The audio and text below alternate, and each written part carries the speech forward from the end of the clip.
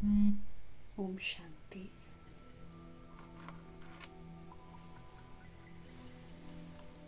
बाप दादा हम आत्माओं को हर तरह से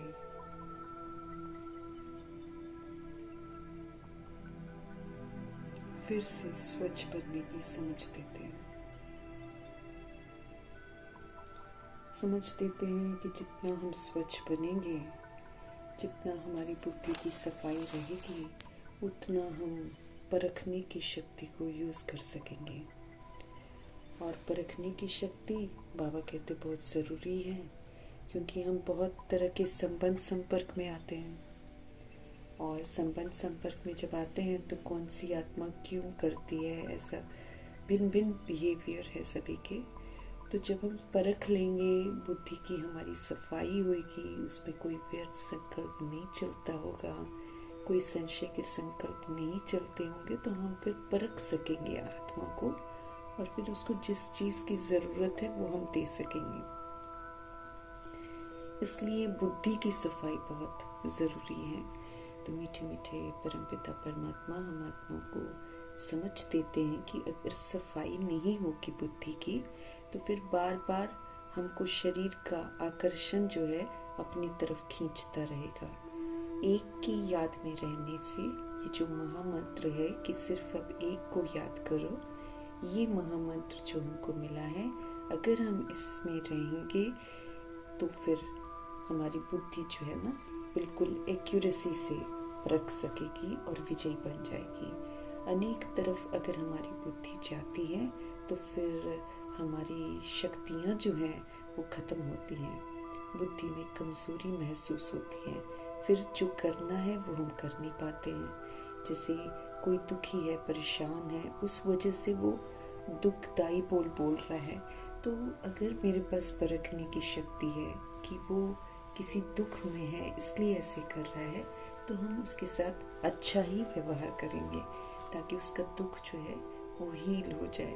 लेकिन जब हमारे मन में आ जाएगा कि इसने मुझे ऐसा क्यों कहा, वैसा क्यों कहा, तो फिर तरह तरह के विचार हमारी बुद्धि में उत्पन्न होंगे, जिससे फिर हम संबंध संपर्कों में विजयी नहीं बन पाएंगे। तो मीठे मीठे परमात्मा समझ देते हैं कि एक की याद के महामंत्र को अपनाओ, बुद्धि की सफाई रखो, तो तुम कभी भी हार नहीं खाओगे। हमको हर तरह से विजयी बनाने वाले परमपिता परमात्मा जी का तहे दिल से हम सब धन्यवाद करेंगे। और जो सदा विजयी बनकर सबूत देते हैं, ऐसे व्यक्त ब्रह्मा, अव्यक्त ब्रह्मा, गुप्त बड़ी माँ, big brother, great great grandfather का रोल प्ले करने वाली आत्मा ब्रह्मा जी का तहे दिल से हम धन्यवाद करेंगे। धन्यवाद करते हुए दोनों ज़बरदस्त लाइट्स को हाजिर नाजिर करते हुए उनके महावाक्य हम उन्हीं से समझेंगे। मीठे मीठे परमात्मा जी के महावाक्य जो हैं पूरे यूनिवर्स में फैले, प्रकृति में फैले, वायुमंडल में फैले, तत्वों में फैले, सबका शुद्धिकरण हो। और फिर मीठे मीठे परमात्मा जी के महावाक्य जो हैं उसकी जो ताकत है वो यूनिवर्स में मौजूद सभी आत्माओं तक भी पहुँचे। ये भी हम दिल से दुआ करेंगे, आत्मा भाइयों को भी समझ मिले। मीठे परमात्मा जी की समझ उन आत्माओं तक पहुँचे जो इस समय वृद्ध शरीरों में हैं, दूसरों पर निर्भर हैं, उनका बुद्धि का योग अब एक परमात्मा में एकाग्र हो जाए। ये दिल से दुआ करेंगे। उन आत्माओं के लिए प्रभु जी के महावाक्य समर्पित हैं जो इस समय हम आत्माओं के साथ नकारात्मकता से जुड़े हुए हैं। उन आत्माओं तक प्रभु जी की समझ पहुँचे जो हमारे साथ लौकिक में कनेक्टेड हैं। उन आत्माओं तक प्रभु जी की समझ पहुँचे जो इस समय आकारी शरीरों में है, रोज शरीर छोड़ रहे हैं। उन आत्माओं तक प्रभु जी की समझ पहुँचे जो गर्भ जेल में प्रवेश कर गए हैं। उन आत्माओं तक पहुँचे जो हॉस्पिटलों में पीड़ित हैं, घरों में पीड़ित अवस्था में हैं, प्राकृतिक आपदाओं के कारण जिन तक मुरली नहीं पहुँच रही है, या फिर जो दैहिक हिंसाओं में फंसे हुए हैं, जो माया के प्रकोप के कारण अलबेले बन गए हैं, और या फिर तंत्र मंत्र के कारण अलबेले हो गए हैं, जो वाम मार्ग में चली गई हैं आत्माएं, उनके प्रति जो कुमार कुमारियों के शरीरों में हैं, जो छोटे शरीरों में विराजमान हैं, उन आत्माओं के प्रति, फिर अपनी संस्था जो बनाकर बैठे हैं, खुद गुमराह हैं और उनको भी गुमराह कर रहे हैं, उनके प्रति, फिर भिन्न भिन्न सत्ताओं के प्रति, भिन्न भिन्न वर्गों के प्रति प्रभु जी की समझ पहुँचे। दैहिक धर्मों की जो भिन्नता है जिसमें बटी हुई हैं आत्माएं, वहाँ तक प्रभु जी की समझ पहुँचे। वैश्याओं के प्रति जो दैहिक धंधे कर रही हैं, उनके प्रति जो दैहिक धंधे करवाते हैं, उनके प्रति, किन्नरों के प्रति, अंग तस्करी करने वालों के प्रति, यादव कौरव यज्ञों के प्रति, फिर भटकती हुई जो भूत प्रेत आत्माएं हैं, उन तक प्रभु जी की समझ पहुँचे। तंत्र मंत्र रिद्धि सिद्धि तांत्रिक विद्या को जो यूज कर रहे हैं, उन आत्माओं तक प्रभु जी की समझ पहुँचे। वहाँ प्रभु जी की समझ पहुँचे जहाँ अब तक पहुँची ही नहीं है। हर आत्मा को मीठे परमात्मा जी का परिचय मिले, हर आत्मा अपने पिता को पहचाने, हर आत्मा पुनः अपने स्वधर्म में लौटे। इन्हीं दुआओं के साथ हम अपने लिए भी दुआ करेंगे कि हम आत्माओं का बुद्धि का ताला भी खुले अच्छी तरह, ताकि हम शिव पिता परमात्मा के श्रीमत पर चलकर अपने को संपन्न संपूर्ण बनाकर ईश्वरीय सेवा में अपना सहयोग जरूर दें। देखते हैं आज मीठे परमपिता परमात्मा हम आत्माओं को किस विधि से परफेक्ट बनने की समझ देते हैं। मीठे मीठे बाबा बोले, मीठे बच्चे, बाबा आए हैं तुम्हें बेहद की जागीर देने, बेहद की, अनलिमिटेड सुख चाहिए, शांति चाहिए, प्रेम चाहिए, आनंद चाहिए, जो चाहिए, बेहद की जागीर। ऐसे मीठे बाबा को तुम प्यार से याद करो तो फिर तुम पावन बन जाएंगे, क्योंकि जब हम पावन बनेंगे तभी हमको बेहद की जागीर मिलेगी।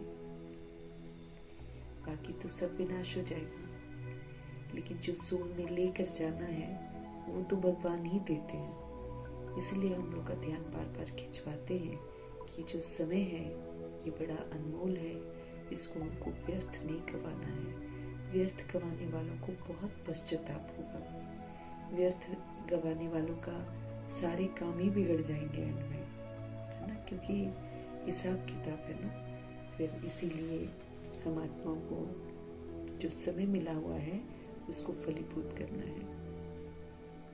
हमारे शिव पिता परमात्मा आए हुए हैं हमें बेहद की जागीर देने, 2500 वर्ष की राजधानी का बेहद सुख का वर्षा देने के लिए आए हैं। और सिर्फ सतयुग त्रेता युग का वर्षा नहीं देते हैं, लेकिन संगम युग में सबसे पहले उस वर्षे की अनुभूति कराते हैं, सुख की अनुभूति कराते हैं, शांति की अनुभूति कराते हैं। सबसे पहले तो खुशी, संतुष्टता सब प्रभु का संग करके हमको यहाँ पर ही मिलती है।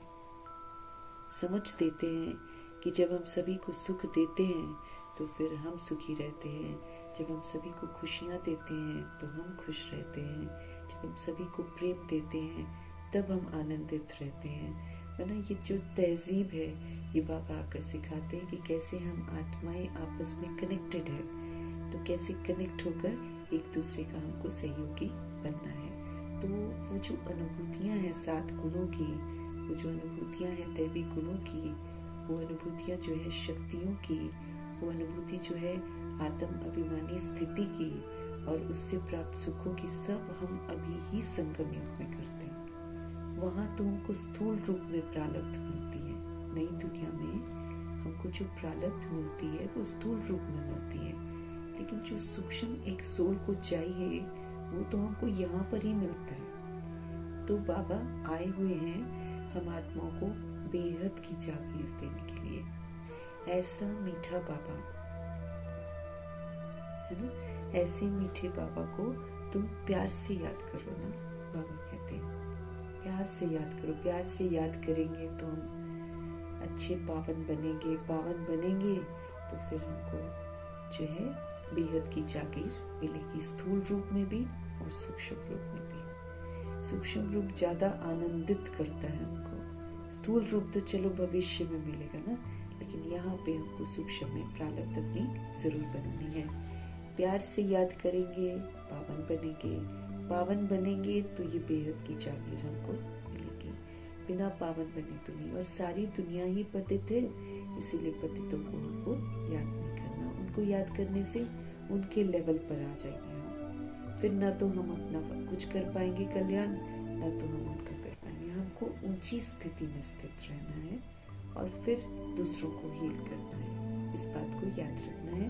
और ऊंची स्थिति हमारी तब होती है जब हम पावन बनते हैं। तो मीठे परमात्मा जी, हम आत्माओं को बेहद की जागीर देने के लिए आए हैं। ऐसे मीठे बाबा को बड़े प्यार से याद करना है। प्यार से याद करेंगे तो फिर हम पावन बन जाएंगे। प्रश्न: विनाश का समय जितना नजदीक आता जाएगा, उसकी फिर निशानियां क्या होंगी? मतलब कैसे हमको पता चल जाएगा कि विनाश जो है ना अब समीप आ गया है? उत्तर है प्रभु जी का, विनाश का समय नजदीक होगा तो सबको मालूम पड़ता जाएगा कि हमारा बाबा आया हुआ है। ये दुख संकट जो बढ़ रहे हैं, ये इसलिए बढ़ रहे हैं ना, ताकि इंसान का जो मन है इधर उधर जो बटा हुआ है वो प्रभु में एकाग्र हो। आत्माएं अपने प्रभु को याद करें, वैराग आए उन्हें इस दुनिया से, है ना। इसलिए दुख संकट जो है ये दिन पर दिन बढ़ते ही चले जा रहे हैं। तो सभी को फिर ना मालूम पड़ता जाएगा कि हमारा बाबा आया हुआ है। अब नई दुनिया की स्थापना और पुरानी का विनाश होना है। बहुतों को ऐसे वाले साक्षात्कार भी होंगे, जो भगत वगैरह है ना, नौधा भक्ति करते हैं, उन सबको भी कहीं ना कहीं अनुभव होना शुरू हो जाएगा। ऐसे बहुत लोग बोलते भी हैं आजकल, कई लोग बोलते हैं 2026 में हो जाएगा, जो मना अपने आप को समझते हैं विद्वान, वो लोग कोई 2026 को बोलेगा, कोई किसी को बोलेगा, कोई किसी को, साल को वो लोग अपना प्रेडिक्ट करने की कोशिश कर रहे हैं। और ये जो है सत्ता जो है वो कहती है कि 2044 तक हम लोग का राज्य रहेगा। अब उनकी अपनी सोच चल रही है, 2044 तक तो कुछ रहेगा ही नहीं इस दुनिया का, पुरानी दुनिया का। लेकिन देह अभिमान जो है बहुत ऊपर आकाश की तरफ देख रहा है ना, तो इसीलिए वो ऐसा सोचते हैं। लेकिन विनाश तो है, बहुत समीप आ रहा है। तो बाबा हमको समझ दे रहे हैं कि उनको ये थॉट आएंगे कि अब नई दुनिया की स्थापना और पुरानी का विनाश होना है। बहुतों को साक्षात्कार भी होंगे इसके, सन्यासियों, राजाओं आदि को ज्ञान मिलेगा, मिल ही रहा है ना। सन्यासी जाते ही हैं बाबा के घर में, और राजाओं आदि को भी ज्ञान मिलेगा। जब सुनेंगे ना कि बेहद का बाप आया है और वही सदगति देने वाला है, तो बहुत आएंगे। जब लोगों को पता चलेगा ना, जब सुनेंगे कि बेहद के बाप शिव पिता परमात्मा आए हुए हैं और वही सदगति देने वाले हैं, तो बहुत आएंगे। अखबारों के द्वारा भी अनेकों को संदेश मिलेगा। तुम बच्चे आत्म अभिमानी बनते जाएंगे, एक बाप की ही याद में अतीन्द्रिय सुख में फिर हम रहेंगे। ये निशानियां बता रहे हैं भगवान, कि जिससे पता चलेगा कि विनाश जो है समीप आ गया है। तो विनाश का समय नजदीक होगा तो सबको मालूम पड़ता जाएगा कि भगवान आए हुए हैं, और नई दुनिया की स्थापना और पुरानी का विनाश होना है। बहुतों को इसका साक्षात्कार होगा। सन्यासियों को, राजाओं आदि को ज्ञान मिलेगा। जब सुनेंगे कि बेहद का बाप आए हुए हैं और वही सदगति करते हैं, तो बहुत आत्माएं आएंगी। अखबारों के द्वारा भी अनेकों को संदेश मिलेगा। तुम बच्चे आत्म अभिमानी बनते जाएंगे, हम लोग सोल कॉन्शियस बनते जाएंगे, और एक बाप की ही याद पे अतीन्द्रिय सुख का अनुभव करेंगे। फिर हम एक शिव बाबा की याद में रहेंगे और इंद्रियों से परे का सुख हम अनुभव करेंगे। तो तुम बच्चे आत्म अभिमानी बनते जाएंगे। ये निशानियां हैं, बाबा कहते जो समीपता के अनुसार हम आत्माओं में आ जाएंगी। गीत है, इस पाप की दुनिया से दूर कहीं ले चल। शिव बाबा को बोलते हैं, जब दुखी परेशान होती हैं आत्माएं तो ऐसा बोलती हैं कि हमको इस पाप की दुनिया से दूर कहीं ले चल, जहाँ सुख और चैन मिले।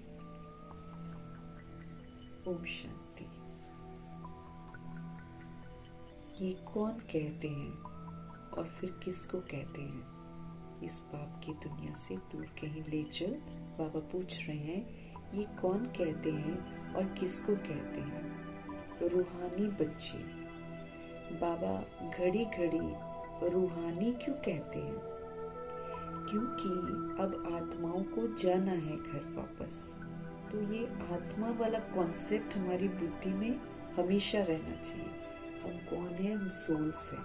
ये हमारी बुद्धि में रहना चाहिए। इसलिए बाबा ये पक्का कराते हैं, नहीं तो हमको आदत पड़ गई है ना देह समझने की। फिर हम देह ही समझते हैं तो फिर देह समझेंगे तो ऊपर कैसे जाएंगे, है ना। इसीलिए बाबा हमको बार बार रूहानी बच्चे कहकर संबोधित करते हैं और खुद को वो रूहानी बाप कहकर संबोधित करते हैं, ताकि जो बॉडी में हम इतने सारे लोगों को पूजा करते हैं, चाहे याद करते हैं, वो हम अब छोड़े और एक निराकार को याद करें, है ना। एक ही को हमको याद करना है। अगर हम इसको उसको याद करा तो फिर बुद्धि की सफाई नहीं होगी, तो हम फेल हो जाएंगे ना। अब तो आत्मा को, परमात्मा को याद करके अपनी शंकर की अवस्था बनानी है। हमको शंकर बनना है, जैसे ब्रह्मा जी बने हैं शंकर। तो उन्होंने बनकर हमको सिखाया है कि कैसे ब्रह्मा बनकर मुझे अपने लिए स्थापना करनी है, समझ की स्थापना। जब समझ की स्थापना करते हैं तो बेसमझी ऑटोमेटिकली खत्म होनी शुरू हो जाती है, तो धीरे धीरे शंकर की अवस्था बन जाती है। फिर नई दुनिया में जाना है, पालना के संस्कार भी बनाने हैं। इसलिए बाबा हमको पालना के संस्कार भी धारण करवाते हैं। विष्णु भी बनना है, उसमें फिर जो दैवी गुण हम प्रयोग करते हैं उसको फिर बाबा हमको सेवाओं में लगाने की समझ देते हैं।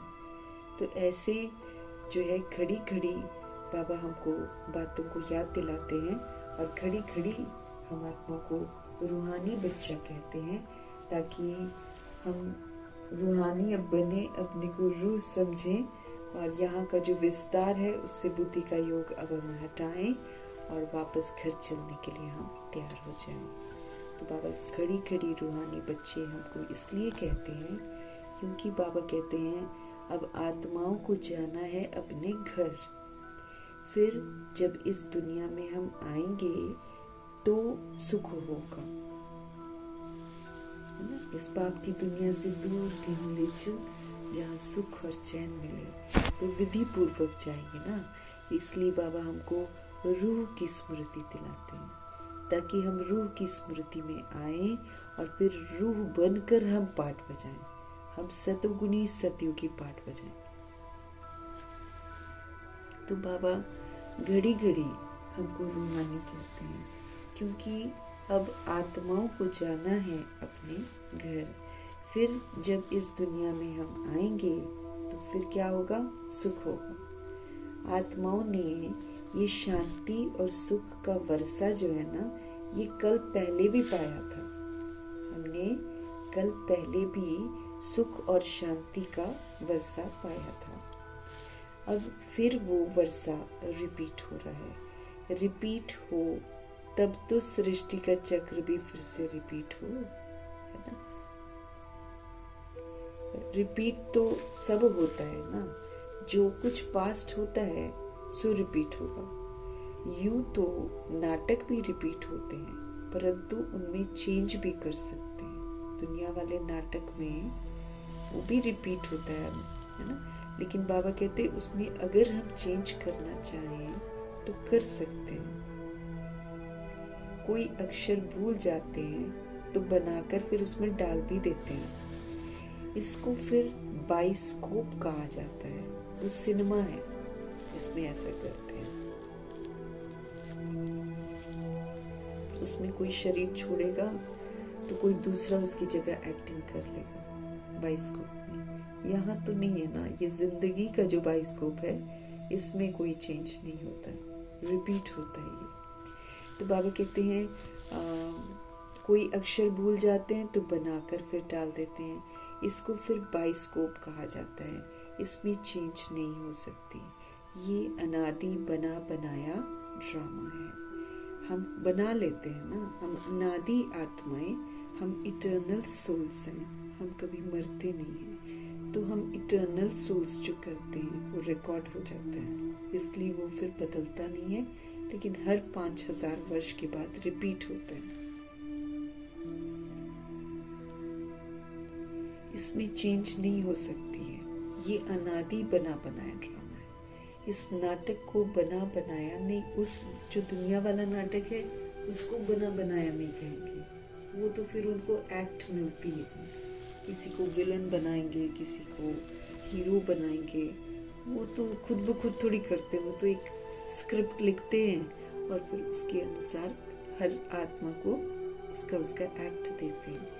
यहाँ तो नेचुरल है कि हम सभी आत्माएं जो एक्ट करते हैं वो रिकॉर्ड होता है।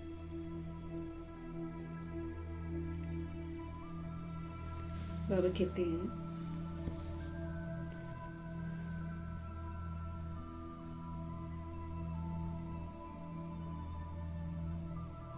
ये जो अनादि बना बनाया ड्रामा है ना, इसमें हम कुछ भी बदल नहीं सकते। उस नाटक को बना बनाया नहीं कहेंगे, उसमें कोई बदलाव लाना है तो हम ला सकते हैं। इस ड्रामा को समझने से फिर उनके लिए भी समझ में आ जाता है। जब हम इस ड्रामा को समझते हैं तो हमें फिर उनके लिए भी समझ में आ जाता है। बच्चे समझते हैं कि जो नाटक आदि अभी देखते हैं ना, वो सब है झूठे। मूवीज जो भी बनती हैं या नाटक जो भी बनाते हैं या सीरियल्स जो बनाते हैं, महाभारत का बनाते हैं, रामायण का बनाते हैं या कोई और भी बनाते रहते हैं, वो सब जो है वो सारे हैं झूठे। कलयुग में जो चीज देखी जाती है वो सतयुग में होगी ही नहीं, क्योंकि सतयुग है सच्चा युग और ये झूठ खंड है झूठा युग। तो जब हम सतयुग में जाते हैं सोल्स, तो कलयुग में जो चीजें देखी जाती है ना, वो सतयुग में होगी ही नहीं। सतयुग में जो हुआ था सो फिर सतयुग में होगा।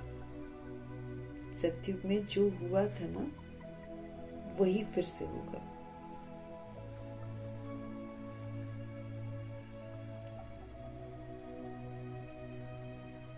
ये हद के नाटक आदि फिर भी भक्ति मार्ग में ही होंगे, सतयुग में नहीं होंगे।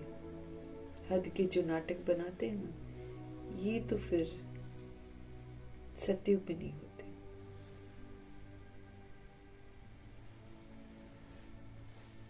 बाबा कहते हैं कलयुग में जो चीज देखी जाती है वो सतयुग में होगी ही नहीं, और सतयुग में जो हुआ था सो फिर सतयुग में होगा।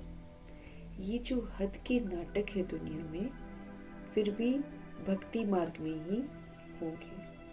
तो जो चीज भक्ति मार्ग में होती है वो ज्ञान मार्ग अर्थात सतयुग में नहीं होती है। तो अभी बेहद के पाप से हम सब क्या कर रहे हैं, वर्षा पा रहे हैं।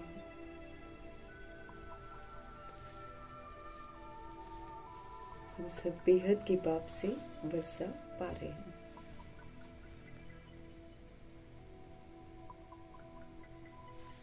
वो बेहद का है, इसलिए वर्षा भी वो बेहद का ही देते हैं, छोटा मोटा वर्षा नहीं देते। बाबा ने हमको समझाया है एक लौकिक बाप से और दूसरा पारलौकिक बाप से वर्षा मिलता है। एक तो शरीर के बाप से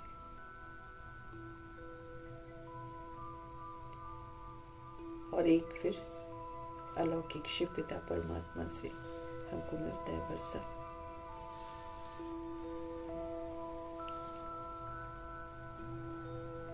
नहीं, पारलौकिक बाप से हमको वर्षा मिलता है ना।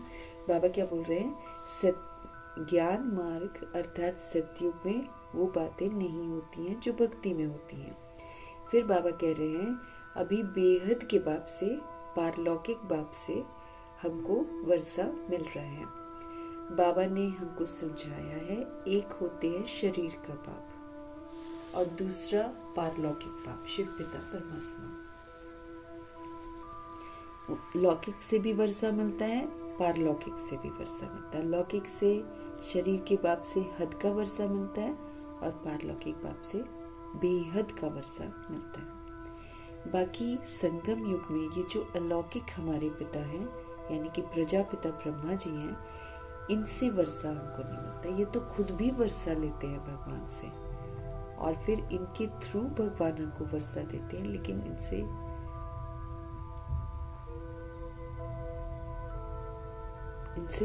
बाकी ये जैसे न हद का वर्षा मिलता है और न बेहद का वर्षा मिलता है। अलौकिक बाप से, प्रजापिता ब्रह्मा जी से न हद का वर्षा मिलता है और न बेहद का वर्षा मिलता है।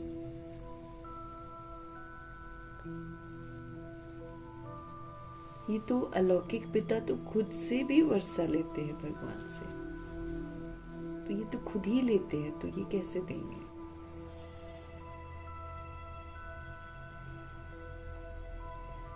ये जो नई दुनिया की प्रॉपर्टी है, ये बेहद का बाप ही देते हैं।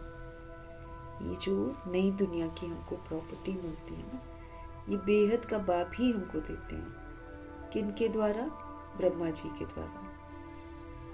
इनसे हमको अडॉप्ट करते हैं, इसलिए इनको बाप कहते हैं ना, प्रजापिता बोलते हैं ना, क्योंकि इनके थ्रू बाबा हमको अडॉप्ट करते हैं और इनके थ्रू ही हमको वर्षा देते हैं।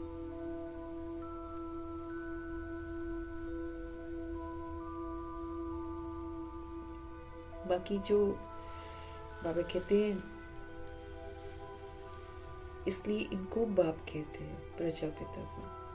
भक्ति मार्ग में भी लौकिक और पारलौकिक दोनों याद आते हैं। जब हम भक्ति मार्ग में होते हैं तो लौकिक को भी याद करते हैं और पारलौकिक को भी याद करते हैं।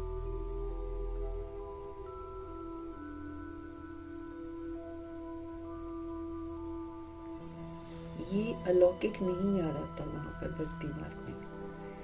वहां तो बनते ही नहीं है ना। ये तो अंत में, एंड में जब 100 वर्ष रहते हैं तब बाबा इनको मर्जीवा बनाकर फिर इनको अलौकिक दर्जा देते हैं प्रजापिता का। तो ये अलौकिक नहीं याद आता है, क्योंकि इनसे कोई वर्षा मिलता ही नहीं है, इसीलिए याद नहीं आता। लौकिक से मिलता है इसलिए याद आता है, पारलौकिक से मिलता है इसलिए याद आता है।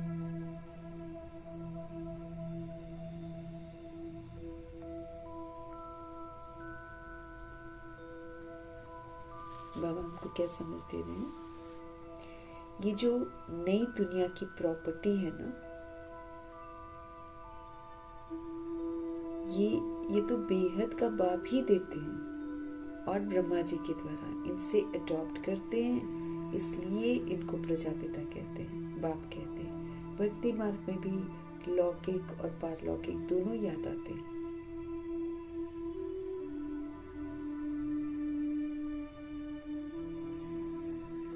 ये अलौकिक नहीं याद आता, क्योंकि इनसे कोई वर्षा मिलता ही नहीं है। बाप अक्षर तो बरोबर है, परंतु ये ब्रह्मा भी तो रचना ही है। इनको प्रजापिता बोलते हैं, बाबा कहते हैं ना, लेकिन परंतु ये ब्रह्मा भी तो प्रभु जी की रचना है ना। रचना को रचता से वर्षा मिलता है, रचना को रचता से वर्षा मिलता है। तुमको भी शिव बाबा ने क्रिएट किया है ना, ब्रह्मा को भी उन्होंने ही क्रिएट किया है, तो वर्षा किससे मिलेगा? फिर हमको क्रिएटर से मिलेगा ना। तो प्रजापिता ब्रह्मा को भी क्रिएटर से मिलता है, हम आत्माओं को भी क्रिएटर से मिलता है।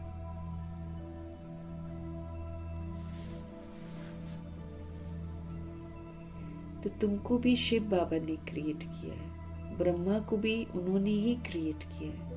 वर्षा क्रिएटर से मिलता है ना, वो है बेहद का बाप, वो है बेहद का बाप।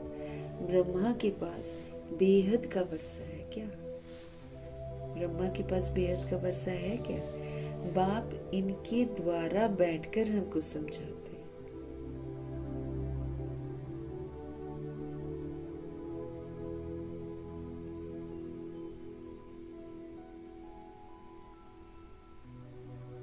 ब्रह्मा के पास बेहद का वर्षा है क्या? बाप इनके द्वारा बैठकर हमको समझाते हैं। इनको भी वर्षा मिलता है, ऐसे नहीं कि वर्षा लेकर तुमको देते हैं। बाप कहते हैं तुम इनको भी याद मत करो। ब्रह्मा जी को याद नहीं करना है, लेकिन उन्होंने जैसे पुरुषार्थ किया है उसमें उनको पूरा फॉलो करना है। ये बेहद के बाप से तुमको प्रॉपर्टी मिलती है, जो अनलिमिटेड प्रॉपर्टी है 2500 वर्ष की राजधानी की।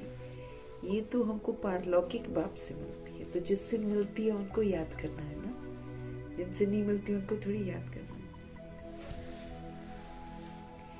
है। लौकिक बाप से हद का और पारलौकिक बाप से बेहद का वर्षा दोनों रिजर्व हो गए। शिव बाबा से वर्षा मिलता है, बुद्धि में आता है। बाकी ब्रह्मा बाबा का वर्षा क्या कहेंगे? बुद्धि में जागीर आती है ना। ये बेहद की बादशाही जागीर है, तुमको उनसे मिलती है, शिव बाबा से। ये है बड़ा बाबा, शिव बाबा है बड़ा बाबा। ये तो कहते हैं मुझे, वो है बड़ा बाबा शिव बाबा। अब ये जो है ब्रह्मा जी जो है, ये तो कहते हैं मुझे याद मत करो, मेरी तो कोई प्रॉपर्टी है ही नहीं है जो कि तुमको मिलेगी मुझे याद करके। तो ब्रह्मा जी तो कहते हैं मुझको याद मत करो, तुमको जिनसे बेहद की बादशाही मिलती है उनको याद करो। और फिर स्पष्ट करते कि मुझसे कुछ नहीं मिलेगा, अगर तुम मुझे याद भी करोगे तो मैं कुछ थोड़ी दे सकता हूँ।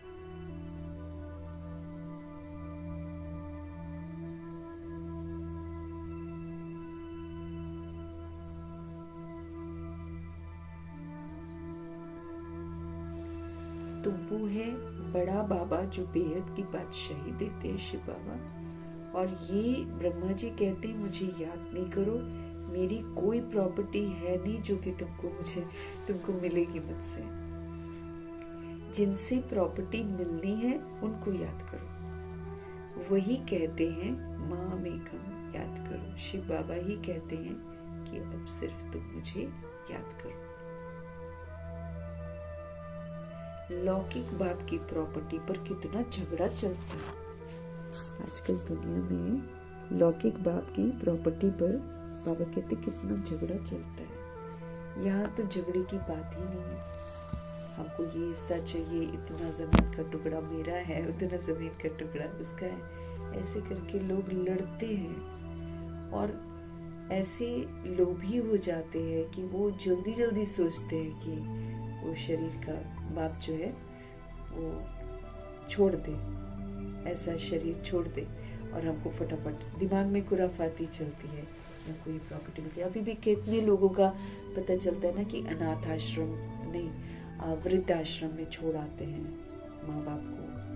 और जब माँ बाप शरीर छोड़ते हैं तो जब वो वृद्धाश्रम वाले घर में संदेश भेजते हैं तो कोई आता भी नहीं है।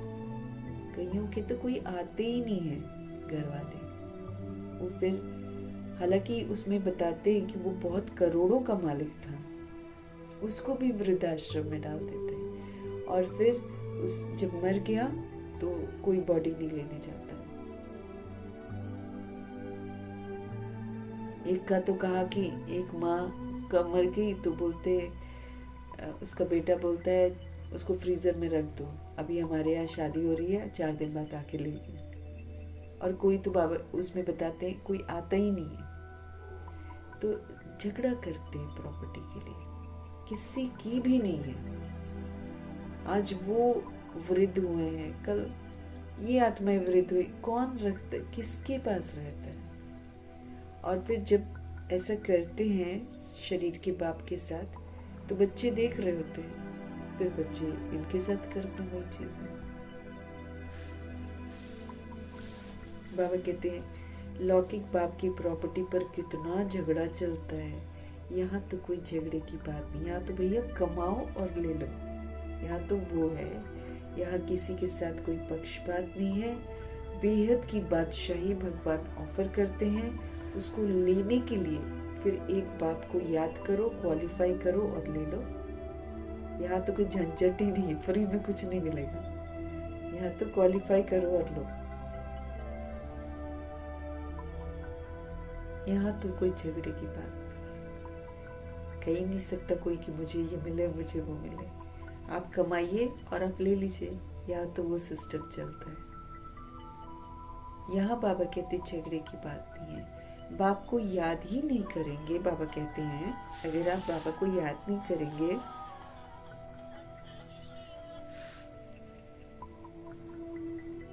तो ऑटोमेटिकली बेहद का वर्षा भी नहीं मिलेगा। सिंपल। बाबा कहते हैं अगर आप मुझे याद नहीं करेंगे तो फिर ऑटोमेटिक है आपको बेहद का वर्षा भी नहीं मिलेगा। यहाँ का तो खत्म हो जाएगा। यहाँ ये तो सृष्टि परिवर्तन होना है। यहाँ तो जितना मेरा मेरा है वो सारा खत्म हो जाएगा। और फिर लेकिन जो सोल आगे जाएगी उस सोल को कमाना है ना अपना वर्षा। तो बाबा कहते हैं बाप को अगर आप याद नहीं करेंगे तो क्वालिफाई भी नहीं करेंगे, पावन भी नहीं बनेंगे। तो फिर बाबा कहते हैं ऑटोमेटिकली ये जो बेहद का वर्षा है भगवान का ये भी नहीं मिलेगा। यहाँ तो क्वालिफाई करो भाई, है ना। याद करो, क्वालिफाई करो, बेहद का वर्षा ले लो। अब जो समझदार है वो ये बेहद का वर्षा लेने का पुरुषार्थ करेगा, और जो जिसको नहीं समझ में आता है वो दुनिया के पीछे भागेगा, कलयुग के पीछे भाग। कलयुग समाप्त होने वाला है।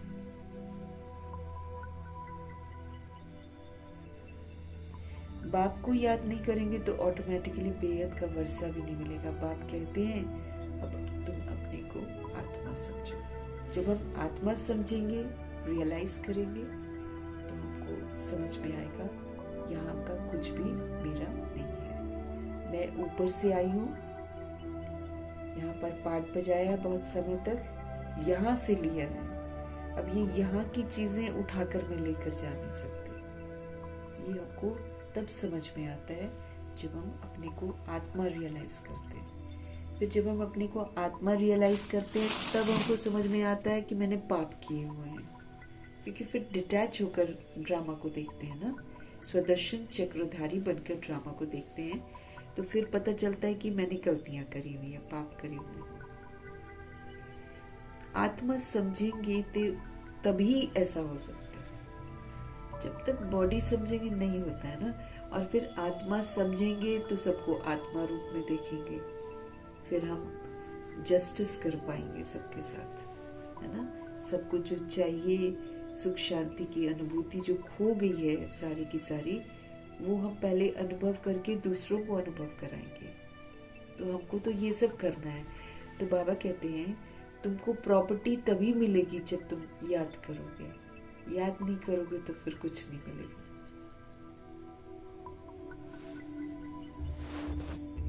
बाप कहते हैं आप अपने को अब आत्मा समझो। इस रथ को भी कहते हैं कि तुम अपने को आत्मा समझकर मुझे याद करो तो विश्व की बादशाही मिलेगी। बाबा ब्रह्मा जी को भी बोलते हैं, जो उनके रथ बनते हैं ना। अब ये नहीं कि रथ बन गए तो फ्री में उनको कुछ मिलेगा, नहीं। रथ बने हैं तो फिर बाबा उनको भी समझाते हैं कि आप अपने को आत्मा समझो और फिर मुझे याद करो, फिर विश्व की बादशाही आपको भी मिलेगी, फ्री में नहीं मिलेगी।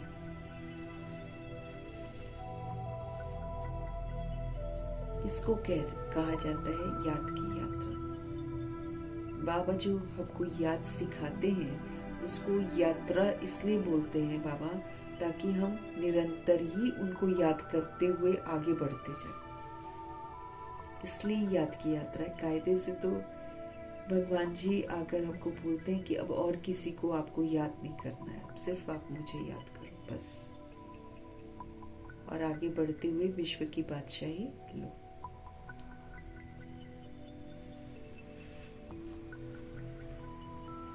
तो इस रथ को भी कहते हैं कि तुम अपने को आत्मा समझकर मुझे याद करो तो विश्व की बादशाही आपको मिलेगी। इसको कहा जाता है याद की यात्रा।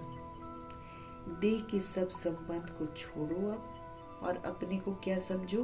अशरीरी आत्मा समझो। देह के सारे संबंधों को छोड़ो और अपने को अशरीरी आत्मा समझो। मैं शरीर से अलग आत्मा हूं।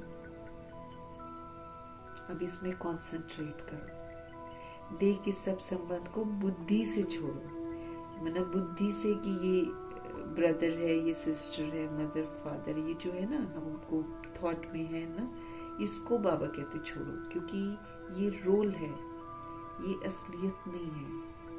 ये रोल है, रोल खत्म होने वाला है, हम सोल्स हैं, इसको पक्का करना है।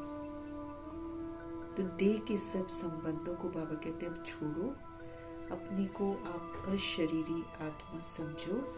इसमें ही तो मेहनत है, इसी में सबसे ज्यादा मेहनत है। छूटता नहीं है। देखो हम लोग इतना विस्तार कर लेते हैं और 63 जन्म तक हमको आदत पड़ गया है ना, इसलिए छूटता नहीं है जल्दी। तो मेहनत जरूर करनी है, अपने को अशरीरी आत्मा समझने की मेहनत करनी है। मैं आत्मा इस शरीर से अलग हूँ जब रियलाइज होता है तो समझ में आता है कोई भी रिश्ता नहीं है अपना।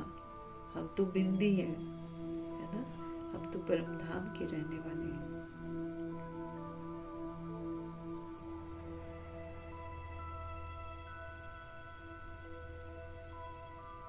तो इसमें ही मेहनत है। पढ़ाई के लिए तो कोई तो मेहनत चाहिए ना, पढ़ाई करनी है तो कोई तो मेहनत चाहिए। इस याद की यात्रा से तुम पतित से पावन बनते हो। ये जितना भी हम याद में रहेंगे, पवित्रता के सागर की यादों में रहेंगे तो पवित्र बनेंगे। बाकी दुनिया पतित है, उनको याद करेंगे तो फिर नीचे गिरेंगे। रहना है, निभाना है, लेकिन याद नहीं करना है, ट्रस्टी बनकर निभाना है।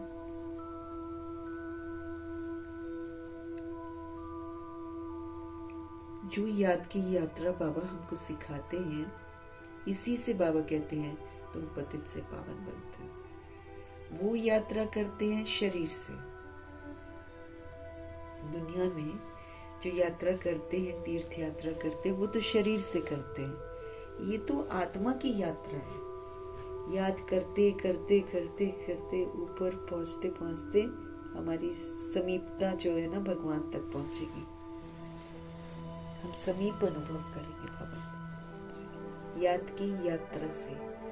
अब कभी हम याद कर रहे हैं, कभी हम नहीं याद कर रहे हैं। तो जब हम याद नहीं कर रहे हैं, हम नीचे आ रहे हैं। अब यहाँ है कि यात्रा करो और सुख संवतन तक पहुंचो। वहां से फिर शिव बाबा हमको घर वापस लेकर जाएंगे। लेकिन सूक्ष्म तक तो पहुंचना है ना। सूक्ष्म तक पहुंचते पहुंचते ही जो इतना सारा विस्तार मैंने इकट्ठा कर रखा है, उसको मुझे छोड़ते जाना है, रस्सियां खोलते जाना है। खुद भी फ्री होना है, दूसरों को भी फ्री करना है। बंधे हुए ना हम लोग आपस में एक दूसरे के साथ, छोड़ते जाना है इसको। तो जितना हम याद में रहेंगे, बुद्धि की लाइन हमारी क्लियर रहेगी, उतना हम शक्तिशाली बनते जाएंगे, उतना हम अपने सार की तरफ लौटेंगे।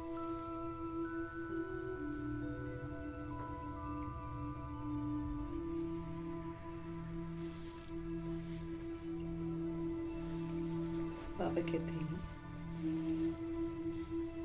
विश्व की बादशाही मिलेगी। इसको कहा जाता है याद की यात्रा। अब देह के जितने भी संबंध है, इनको बुद्धि से आप छोड़ो और अपने को अशरीरी आत्मा समझो, है ना। अशरीरी समझने से हमारी स्थिति भी फिर पावरफुल होगी। हम फिर अपना भी कल्याण करेंगे तो दूसरों का भी कल्याण कर पाएंगे, उनको भी अशरीरी बनाएंगे। हम शरीर समझते रहेंगे तो हम दूसरों को भी शरीर ही बनवाएंगे। अब हमको अशरीरी बनना है। तो देह के जितने भी संबंध हैं, उसको छोड़ अपने को अशरीरी आत्मा समझना है। इसी में तो मेहनत है। पढ़ाई के लिए कोई तो मेहनत चाहिए ना। इस याद की यात्रा से तुम पतित से पावन बनते हो। जितना याद करेंगे पतितपना खत्म होता जाएगा और पावन बनते जाएंगे। तो इस याद की यात्रा से तुम पतित से पावन बनते हो। वो यात्रा करते हैं शरीर से, ये यात्रा है आत्मा की यात्रा। ये तुम्हारी यात्रा है परम धाम जाने के लिए। हम जो ये यात्रा करते हैं, सूक्ष्म सूक्ष्म स्थिति में पहुंचते हैं, किस लिए? ताकि हम परम धाम में जाएं, अपने घर जाएं। तो ये तो है आत्मा की यात्रा। बाबा कहते ये तुम्हारी यात्रा है परम धाम जाने के लिए। परम धाम मना मुक्ति धाम। परम धाम अथवा मुक्ति धाम कोई जा नहीं सकते हैं सिवाय इस पुरुषार्थ के। कौन सा? याद की यात्रा का पुरुषार्थ। याद की यात्रा का पुरुषार्थ हम नहीं करेंगे और पावन तो हम फिर नहीं बनेंगे, तो फिर हम परम धाम कहाँ से जा पाएंगे? परम धाम अथवा मुक्ति धाम कोई जा नहीं सकता है अगर हम ये आत्मा की यात्रा नहीं करेंगे। अपने को आत्मा समझ परमात्मा को याद नहीं करेंगे तो फिर हम परम धाम नहीं जा पाएंगे सिवाय इस पुरुषार्थ के। जो अच्छी रीति याद करते हैं वही जा सकते हैं और वही फिर ऊंच मर्तबा में पा सकते हैं। जाना सबको है, लेकिन यहाँ जा सकने की बात जो कर रहे हैं बाबा, वो है बाबा के साथ साथ जाना घर वापस, और फिर ऊंच मर्तबा भी वही प्राप्त कर सकते। क्योंकि जब हम याद की यात्रा में रहते हैं तो बुद्धि में स्पष्ट रहता है कि मुझे क्या करना है और क्या नहीं करना है। तो बुद्धि में रहता है कि मुझे पवित्र भी बनना है, मुझे मुक्त अवस्था बनानी है, और फिर मुझे जीवन मुक्त भी रहना है। उसके लिए फिर मना जीवन मुक्ति के लिए फिर जीवन मुक्ति के संस्कार भी तो बनाने पड़ेंगे ना। यहीं पर रहते हुए ट्रस्टी बनकर पाठ हम बजाएंगे तो मेरे जीवन मुक्ति के संस्कार बनेंगे।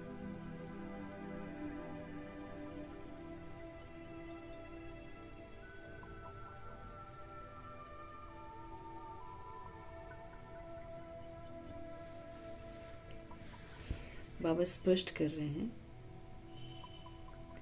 कि याद की यात्रा जो है, ये परम आत्मा की जो यात्रा है ना याद की, वो परम धाम में जाने के लिए सिखाई जा रही है। परम धाम अथवा मुक्ति धाम कोई जा नहीं सकते हैं सिवाय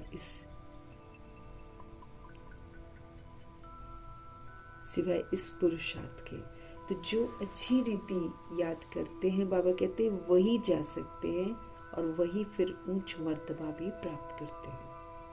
क्योंकि वो जब याद में रहते हैं तो वो फिर क्वालिफाई भी करते हैं, सर्व गुणों से संपन्न भी बनते हैं, संपूर्ण निर्विकारी भी बनते हैं, बेदाग हीरा भी बनते हैं, मर्यादा पुरुषोत्तम भी बनते हैं।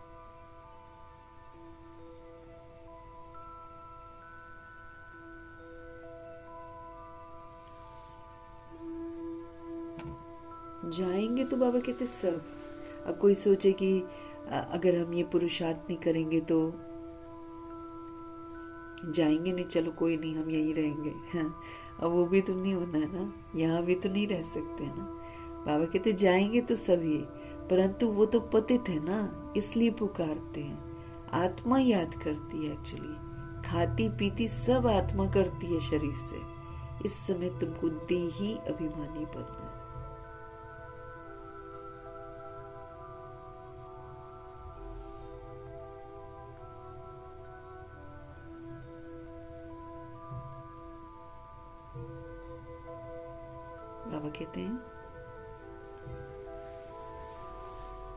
बाबा कहते जाएंगे तो सब, परंतु वो तो पतित है ना, इसलिए पुकारते हैं। आत्मा याद करती है, खाती पीती सब आत्मा करती है शरीर से। इस समय तुमको देही अभिमानी बनना है, आत्म अभिमानी बनना है। इसी में तो मेहनत है। बिगर मेहनत तो कुछ मिलता ही नहीं है।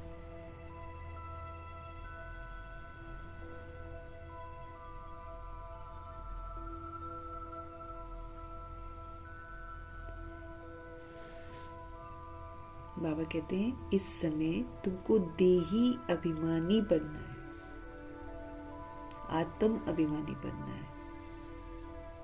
यही मेहनत है। आत्म अभिमानी बनना मतलब फिर सतोगुनी पाठ बजाना, सतयुगी पाठ बजाकर सबूत देना।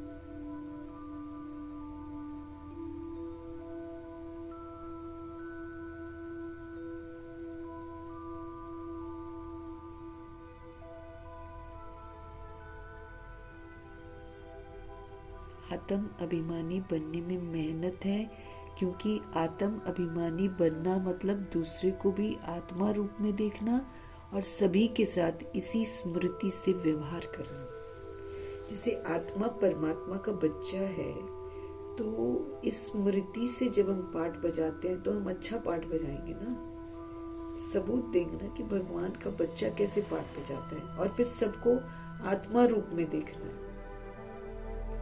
कल भी बाबा ने समझाया, ये सबसे इम्पोर्टेंट है। जब हम किसी से बात करें, जब हम किसी से मिलें, तो वो मुझे आत्मा दिखाई दे, मेरी स्मृतियों में ये बिल्कुल जागरूकता रहे कि मैं आत्मा परमात्मा का बच्चा दूसरी आत्मा परमात्मा के बच्चे से बात कर रहा हूँ। इसको बाबा बोल रहे हैं कि ऐसे आत्म अभिमानी, देही अभिमानी बनो। इसका सबूत देना है, सबको आत्मा रूप में देखकर सबके साथ सतोगुणी पाठ बजाना है। इसलिए कह रहे हैं कि याद की यात्रा में मेहनत है, देही अभिमानी बनने में मेहनत है। नहीं तो देह अभिमान छोड़ता नहीं है जल्दी। बाबा कहते हैं बिगर मेहनत तो कुछ मिलता नहीं है। हम मेहनत करेंगे नहीं तो हम आत्म अभिमानी बनेंगे नहीं, पावन हम बनेंगे नहीं, तो कहां से हमको कुछ मिलेगा? नहीं मिलेगा कुछ भी। बिगर मेहनत तो कुछ मिलता नहीं है भी बहुत सहज, परंतु माया का ऑपोजिशन होता है एकदम। माया हमारी कमी कमजोरियां लेकर आती है ना, बार बार फिर वही पुराने संस्कार, पुरानी चलन फिर रिपीट होती है। तो माया जो है ना, इसका ऑपोजिशन होता है।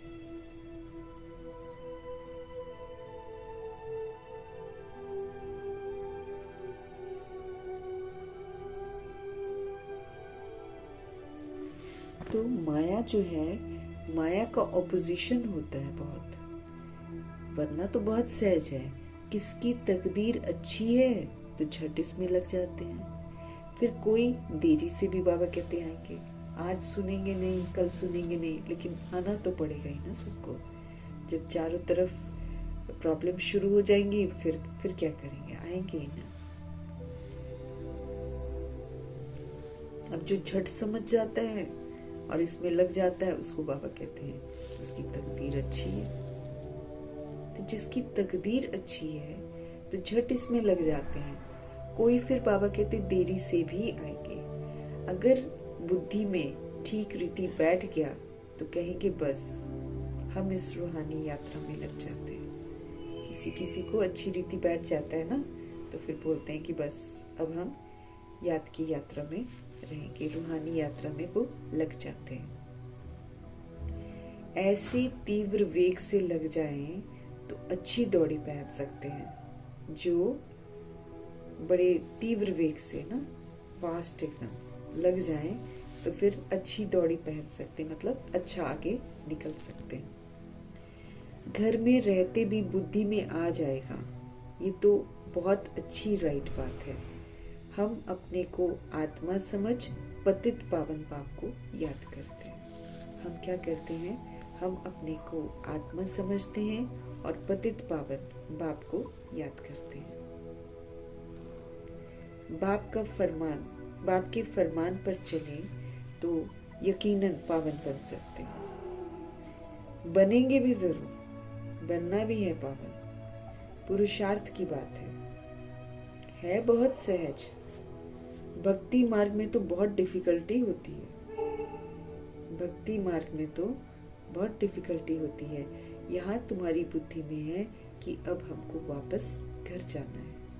हमारी बुद्धि में ये कॉन्सेप्ट क्लियर है कि हमको अब वापस घर जाना है।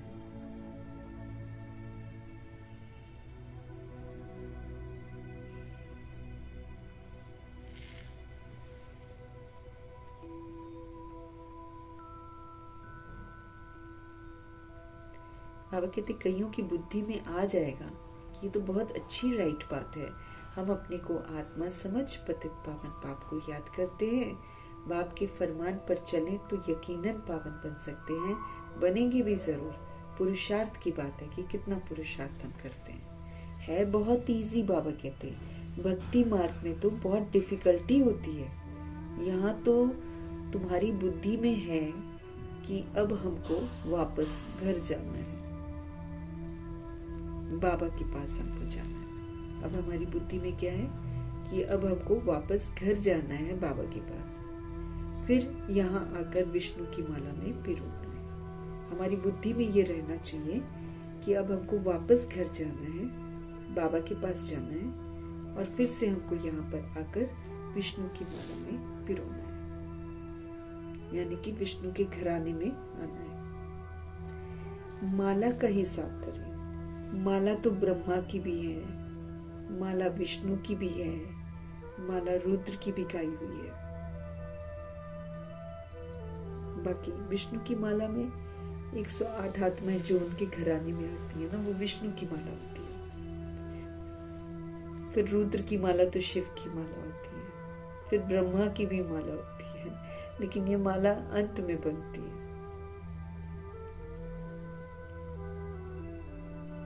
पहले पहले नई सृष्टि के ये है ना, बाकी सब पीछे आते हैं, गोया पिछाड़ी में पिरोते हैं, कहेंगे तुम्हारा ऊंच कुल।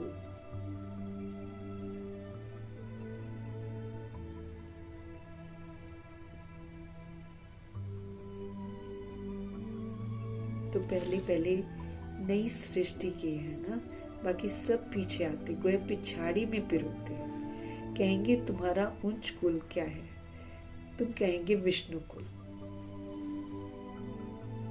हम असल में विष्णु कुल के थे, फिर क्षत्रिय कुल के बने, फिर उनसे बिरादरियां निकलती हैं। इस नॉलेज से हम समझते हैं, तुम समझते हो कि बिरादरियां कैसे बनती हैं।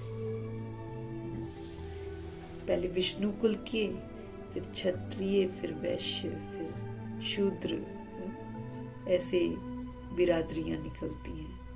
इस नॉलेज से तुम समझते हो बिरादरियां बनती कैसे हैं।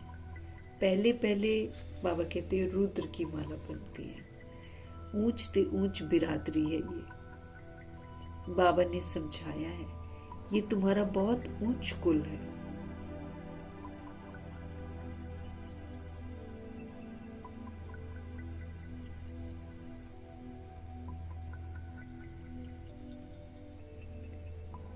तो ऊंच से ऊंच बिरादरी है।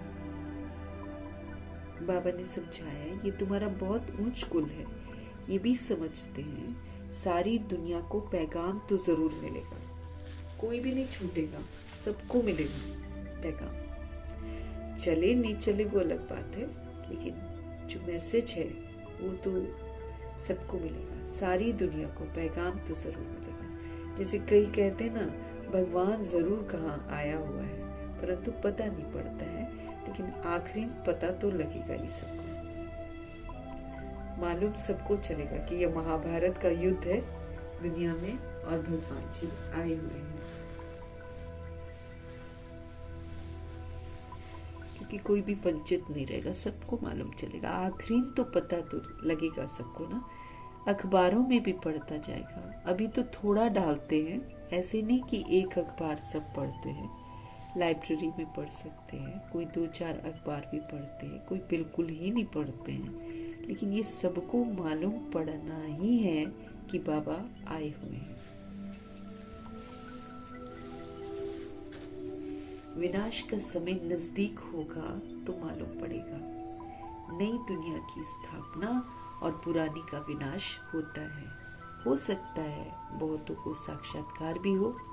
तुम्हें सन्यासियों को, राजाओं आदि को ज्ञान देना है, बहुतों को पैगाम मिलना है। जब सुनेंगे ना बेहद का बाप आया हुआ है और वही सदगति देने वाला है, तो बहुत आएंगे। अभी तो अखबार में इतना दिल पसंद कायदे मुजीब निकला नहीं है।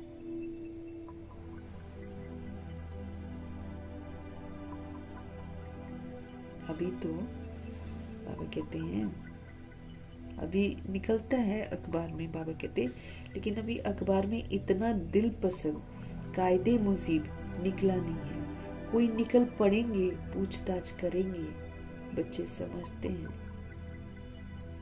हम श्रीमत पर सत्युग की स्थापना कर रहे हैं। कोई निकल पड़ेंगे, पूछताछ करेंगे, बच्चे समझते हैं कि हम श्रीमत पर सत्युग की स्थापना कर रहे हैं। हम श्रीमत पर सत्युग की स्थापना कर रहे हैं। तुम्हारी ये नई मिशन है, सत्युग की स्थापना करना, उसमें मददगार बनना, ये हम आत्माओं की नई मिशन है। तुम हो ईश्वरीय मिशन के ईश्वरीय भांति। हम लोग ईश्वरीय मिशन में हैं। जो बाबा कर रहे हैं, सत्युग की स्थापना कर रहे हैं, तो हम उसमें शामिल हैं।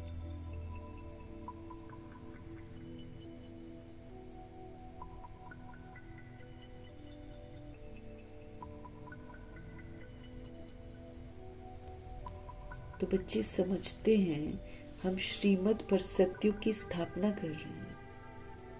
तुम्हारी ये नई मिशन है। तुम हो ईश्वरीय मिशन के ईश्वरीय भांति।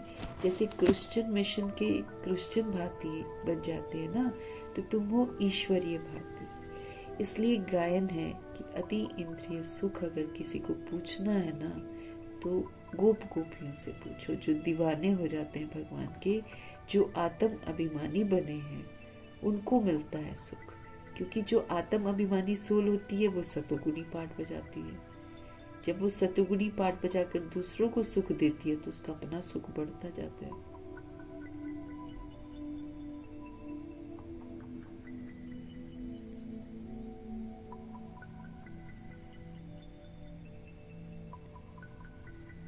तो हम सब ईश्वरीय मिशन के हैं। इसलिए गायन है कि अति इंद्रिय सुख अगर पूछना है, तो गोप गोपियों से पूछो, जो आत्म अभिमानी बने हैं।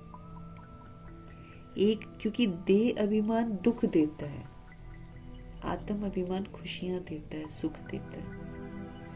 आत्म अभिमानी दूसरों का भला सोचता है।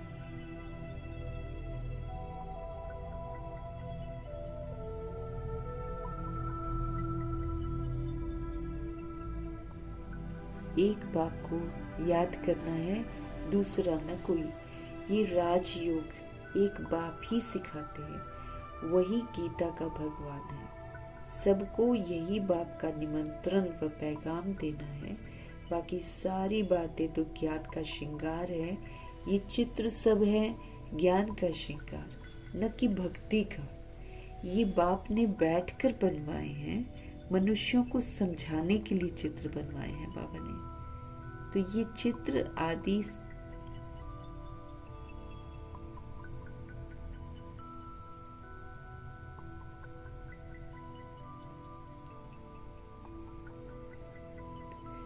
चित्र जितने भी हैं बाबा ने बनवाए हैं, और ये ज्ञान का श्रृंगार है। और इससे ताकि आत्माएं सहज समझ सके। ये चित्र आदि तो प्रायः लोप हो जाएंगे, ये हमेशा नहीं रहेंगे, ये प्रायः लोप हो जाएंगे। माना ये नहीं होंगे, लेकिन कुछ न कुछ इनसे कनेक्टेड यादगार होगा।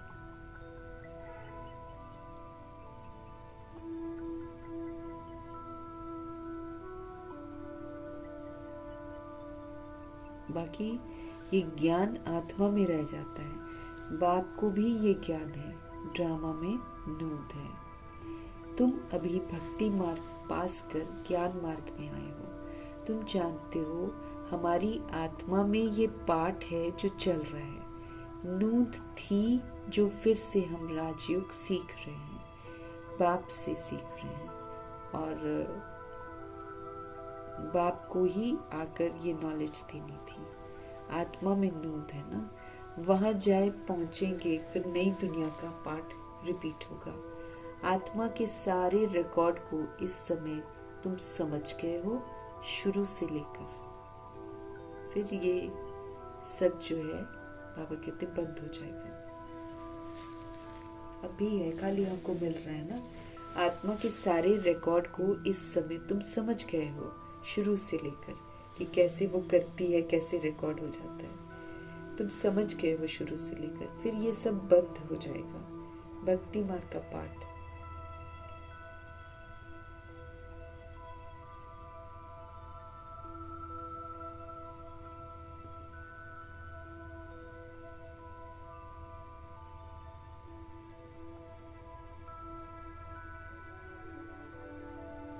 बाबा हमको समझते रहे कि तुम समझ गए हो हर बात शुरू से लेकर, फिर ये सब बंद हो जाएगा। जो समझ हमको मिल रही है ना, सारी बंद हो जाएगी। भक्ति मार्ग का पाठ भी बंद हो जाएगा। फिर जो तुम्हारी एक्ट सतयुग में चली होगी ना, वही चलेगी। क्या होगा ये बाप नहीं बताते हैं, जो कुछ हुआ होगा वही होगा। समझा जाता है सतयुग है नई दुनिया।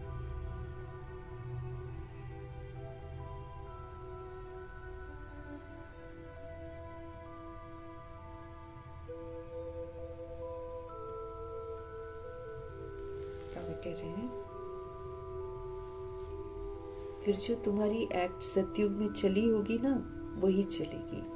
क्या होगा ये तो बाप नहीं बताते हैं, जो कुछ हुआ होगा वही होगा। समझा जाता है सतयुग नई दुनिया है, तो जरूर वहां सब कुछ नया होना चाहिए ना। नया, सतो प्रधान और सस्ता होना चाहिए। जो कुछ कल पहले हुआ था वही होगा। देखते भी हैं इन लक्ष्मी नारायण को कितना सुख है। हीरे जवाहरात धन बहुत रहता है। धन है तो सुख भी है। यहाँ तुम भेंट कर सकते हो क्या?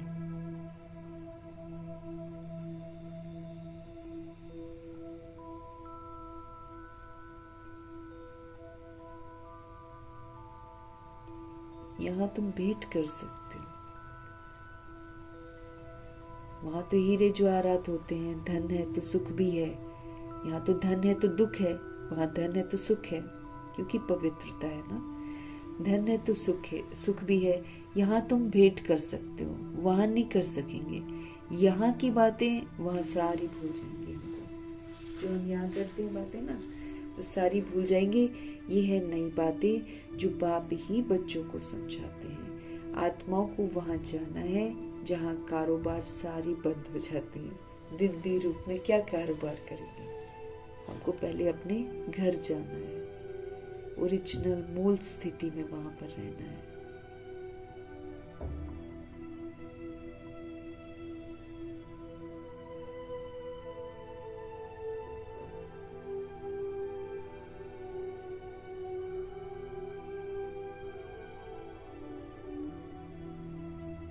बाबा कह रहे हैं यहाँ की जितनी भी बातें वो सारी भूल जाएंगे। ये है नई बातें जो बाप ही बच्चों को समझाते हैं। आत्माओं को वहां घर जाना है जहाँ कारोबार सारी बंद हो जाती है। नो शरीर, नो कारोबार। हिसाब किताब चुकता हो जाता है, रिकॉर्ड पूरा हो जाता है। एक ही रिकॉर्ड बहुत बड़ा है।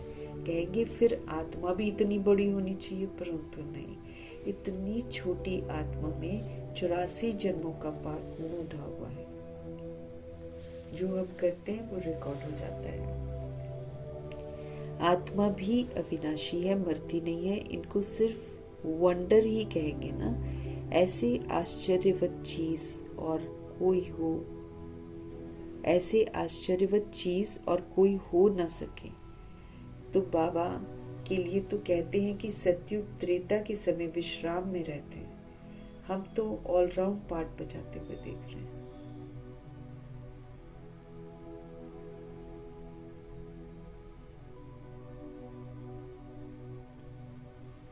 सतयुग त्रेता के समय विश्राम में रहते हैं। तो ये जो सोल है इतनी छोटी है, मरती नहीं है। इसी के अंदर रिकॉर्डिंग है सारी, उसी के प्रमाण वो पाठ बजाती है। तो बाबा कहते ये भी वंडर की बात है। ऐसी आश्चर्यवत चीज और कोई हो न सके। बाबा के लिए तो कहते हैं कि सतयुग त्रेता के समय विश्राम में रहते हैं। हम तो ऑलराउंड पाठ बजाते हैं, सबसे जास्ती हमारा पाठ है। तो बाप वर्षा भी ऊंच देते हैं ना। फिर कहते हैं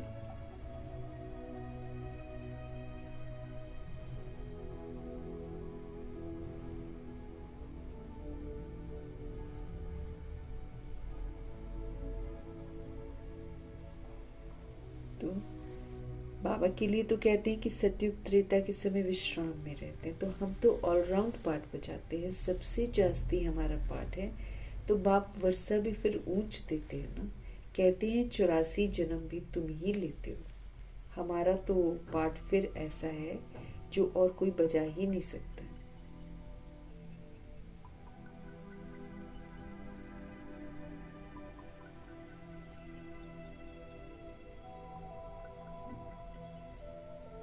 कहते हैं 84 जन्म भी तुम ही लेते हो। हमारा तो पाठ फिर ऐसा है जो और कोई बजा ही नहीं सकता। हम लोग ऑलराउंड पाठ बजाने वाली आत्माएं हैं, सबसे जास्ती हमारा पाठ है। तो बाप वर्षा भी फिर हमको ऊंच देते हैं, कहते हैं 84 जन्म भी तुम ही लेते हो। हमारा तो पाठ फिर ऐसा है जो और कोई बजा ही नहीं सकता है। वंडरफुल बातें हैं ना। ये भी वंडर है जो आत्माओं को बाप बैठकर समझाते, ये भी तो वंडर की बात है। हमारा तो पाठ फिर ऐसा है जो और कोई बजा ही नहीं सकता। वंडरफुल बातें हैं ना। तो बाबा कहते हैं ये भी जरूर।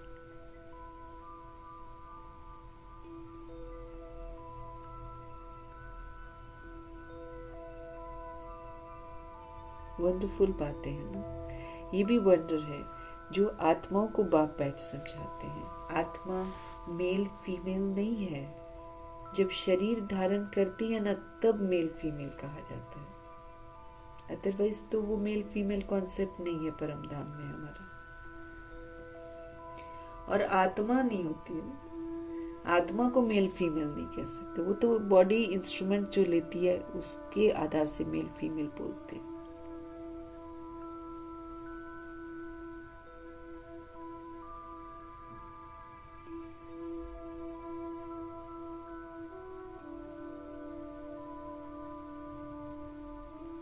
तो मेल फीमेल आत्मा को नहीं कहते हैं। आत्माएं सब बच्चे हैं, तो आत्मा भाई भाई हैं, सब भाई भाई हैं जरूर वर्षा पाने के लिए। आत्मा बाप का बच्चा है ना, तो वर्षा लेते हैं बाप से, इसलिए मेल ही कहेंगे।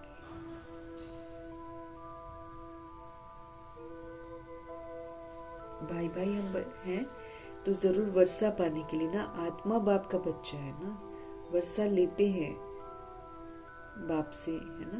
वर्षा लेते हैं बाप से, इसलिए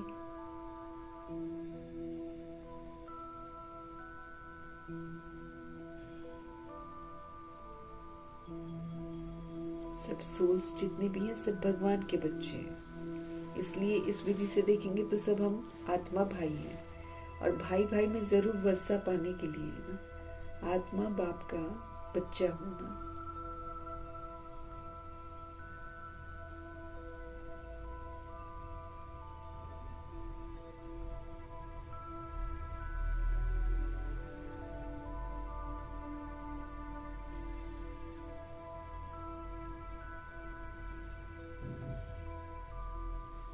हमको कॉन्सेप्ट ये भी क्लियर करना है, हम लोग मेल फीमेल वाले नहीं है ना, हम सोल्स हैं। और सोल्स बच्चे हैं और सब बिंदी बिंदी भाई भाई हैं। तो भाई भाई वर्षा पाने के लिए हैं। आत्मा बाप का बच्चा है ना, वर्षा लेते हैं बाप से, इसलिए मेल ही कहेंगे।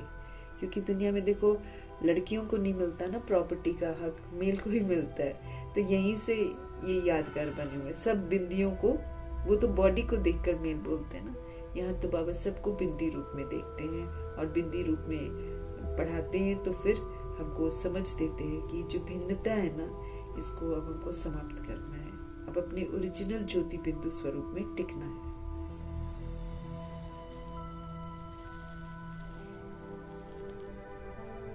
आत्मा आत्मा ही है, वो कभी नहीं बदलती। हम सब ब्रदर्स हैं, आत्मा भाई भाई समझना है। और आत्मा आत्मा ना,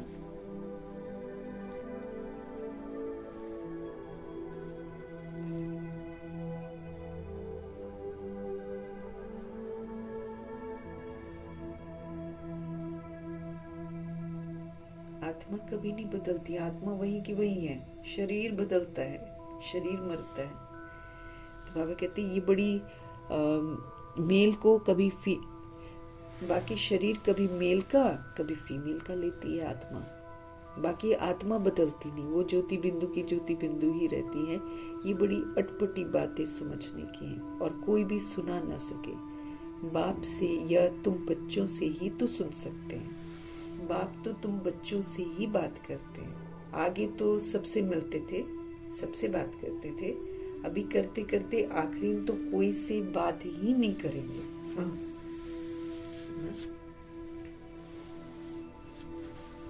क्या बोल रहे हैं बाबा हमको? आगे तो सभी से मिलते थे बाबा, सबसे बात करते थे, अभी करते करते आखिरी तो कोई से बात ही नहीं करेंगे।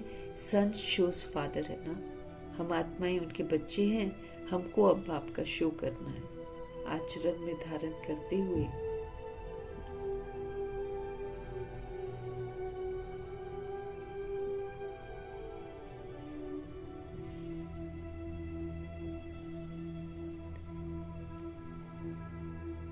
सन शोज फादर है ना, बच्चों को ही पढ़ाना है। तुम बच्चे ही बहुतों की सर्विस कर ले आते हो। बाबा समझते हैं ये बहुतों को आप समान बनाकर ले आते हैं। ये बड़ा राजा बनेंगे, ये छोटा राजा बनेंगे। तुम रूहानी सेना भी हो जो सबको रावण की जंजीरों से छुड़ाकर अपनी मिशन में ले आते हो। हम सब रूहानी शिव बाबा की सेना भी हैं और जो सबको रावण की जंजीरों से छुड़ाए अपनी मिशन में ले जाते हैं, अपनी मिशन में ले आते हो। जितनी जो सर्विस करते हैं ना उतना फल मिलता है, जितनी सेवा करते हैं उतना फल मिलता है। जिसने जास्ती भक्ति की है वही जास्ती होशियार हो जाते हैं। भक्ति का फल ज्ञान है ना, इसलिए हमने जितनी भक्ति की होगी उतना ही हमको ज्ञान समझ में आएगा। भक्ति कम ही की होगी, ज्ञान कम समझ में आएगा। तो वही जास्ती होशियार हो जाते हैं जिसने जास्ती भक्ति की होती है।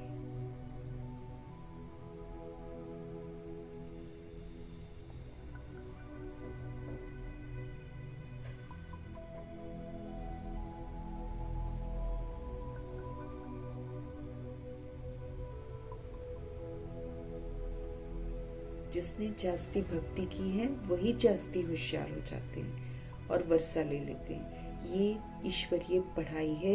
अच्छी रीति पढ़ाई नहीं की, कल भी बाबा ने बोला फेल हो जाएंगे, आज भी बाबा बोल रहे हैं फेल हो जाएंगे। अच्छी रीति पढ़ना मीन्स बाबा की बातों को अच्छी रीति समझना और फिर उसको अमल में लाना। पढ़ाई तो बहुत सहज है, समझनी है पढ़ाई और फिर समझानी भी सहज है।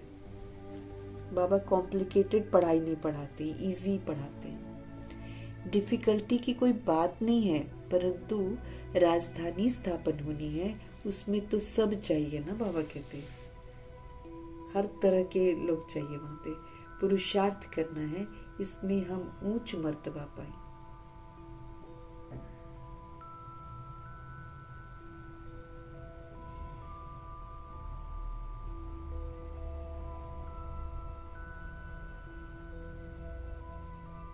बाबा कहते हैं राजधानी स्थापन होनी है ना, उसमें तो बाबा कहते सब वैरायटी चाहिए। पुरुषार्थ करना है, उसमें हम ऊंच मर्तबा पाए। मृत्यु लोक से ट्रांसफर होकर अमर लोक में जाना है। जितना पढ़ेंगे उतना हम अमरपुरी में ऊंच मर्तबा पाएंगे, क्योंकि जितना पढ़ेंगे उतना बेदाग बनेंगे, उतना सर्वगुणों से संपन्न बनेंगे और फिर संपूर्ण निर्विकारी बनेंगे, मर्यादा पुरुषोत्तम बनेंगे, संपूर्ण अहिंसक बनेंगे।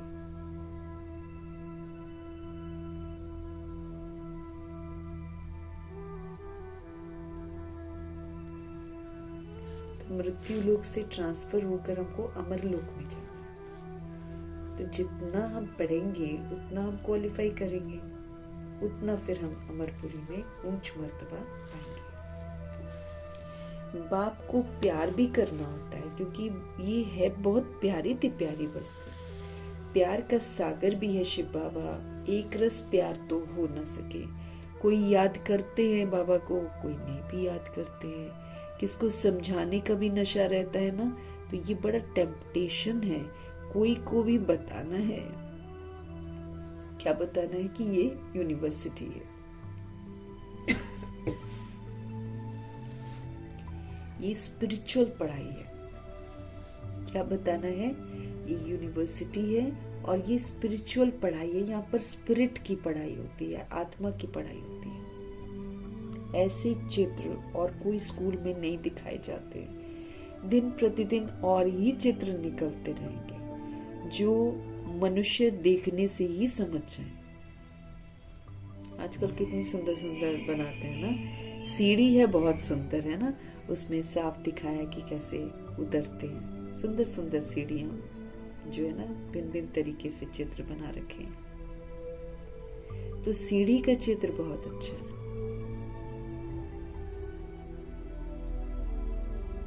परंतु देवता धर्म का नहीं होगा तो उनको समझ में ही नहीं आएगा। अब द्वापर युग कलयुग की सोल्स होंगी ना, या देवता कुल का जो नहीं होगा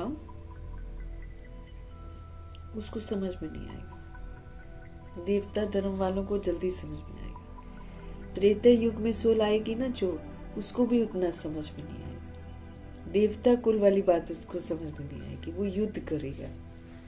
तो बाबा क्या बोलते हैं, परंतु देवता धर्म का नहीं होगा तो उनको समझ में ही नहीं आएगा। जो इस कुल का होगा उनको लगेगा तीर।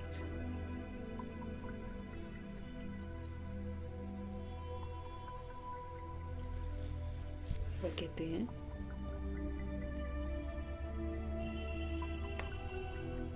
जो इस कुल का होगा उनको तीर लगेगा। जो हमारे देवता धर्म के पत्ते होंगे ना वही आएंगे।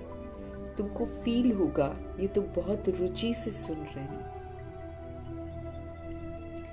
कोई तो ऐसे ही चले जाएंगे। दिन प्रतिदिन नई नई बातें भी बच्चों को समझाते रहते हैं। सर्विस का बड़ा शौक चाहिए। जो सर्विस पर तत्पर होंगे वही तो बाबा कहते फिर दिल पर बाबा के चढ़ेंगे।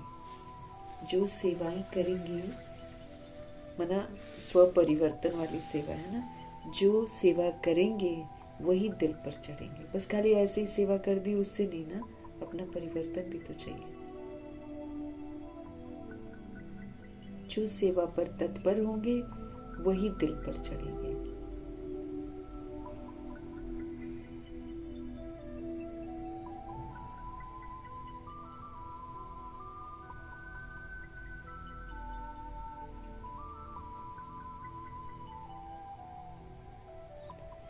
बाबा कह रहे हैं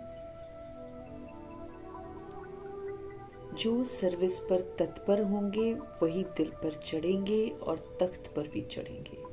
आगे चल तुमको सब साक्षात्कार होते रहेंगे। उस खुशी में तुम रहेंगे। फिर दुनिया में तो हाहाकार बहुत होना है। रक्त की नदियां भी बहनी है। बहादुर सर्विस वाले कभी भूख नहीं मरेंगे, है ना। दुनिया में तो हाहाकार होएगा। देखो स्थितियां ही वैसी बन रही हैं हाहाकार की, है ना।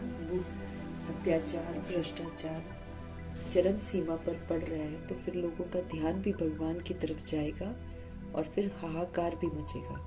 अब घर से बेघर जब करते हैं, बुलडोजर जब चलाते हैं, तो हाहाकार ही तो मच रहा है ना। किसकी जमीन है किसी की, लेकिन सत्ताएं खुद हथियार रही हैं, लेकिन दूसरों को बेघर कर रही हैं। तो क्या है, ये अति हो रही है ना। तो अति के बाद फिर अंत होता है।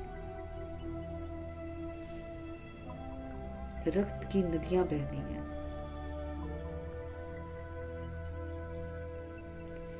बहादुर सर्विस वाले कभी भूख नहीं मरेंगे।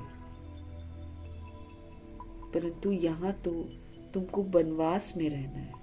मतलब कोई शौक, फालतू फुलतू जो शौक होते हैं ना, वो नहीं रखने हैं। सिंप्लिसिटी में रहना है और बाहर की दुनिया से कट। वनवास में जंगल में जाकर रहे हैं ना, बाकी दुनिया से कट रहे हैं ना। हम जहाँ रहते हैं वहीं पर हमको पुरानी दुनिया से कट होकर रहना है। वनवास में रहना, तपस्या करनी है। सुख भी वहां मिलेगा, कन्या को तो वनवाह में बिठाते हैं ना, सिंपल रहती है, पुराने कपड़े पहनती है वगैरह, वनवाह में रहती है। ससुर घर जाकर खूब पहनना है। तो यहाँ इशारा है भगवान का कि सिंप्लिसिटी में रहो। सिंप्लिसिटी में नहीं रहते हैं, बॉडी कॉन्शियस में रहते, तो फिर बॉडी का आकर्षण जो है खींचता है।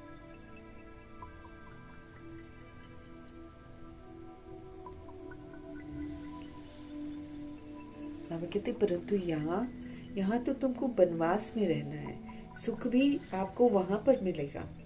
कन्या को तो वनवाह में बिठाते हैं ना, ससुर घर जाकर खूब पहनना। बाबा कहते हैं तुम भी ससुर घर जाते हो तो वह नशा रहता है, वो है ही सुख धाम। सुख धाम ससुर घर है और जो पियर घर है वो जब हम सृष्टि पर हैं तो फिर मधुबन है, अदरवाइज शांति धाम है। तो हमको अपने पियर घर भी जाना है और फिर हमको अपने ससुर घर भी आना है। तो पियर घर में जब तक है हमको सिंपल रहना है, सादगी में रहना है, बाहर इधर उधर जो शौक हुआ करते थे पहले वो सब नहीं रखने हैं।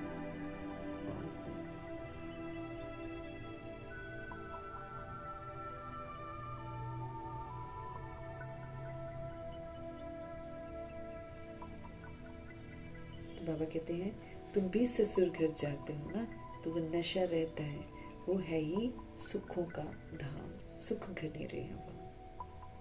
अच्छा,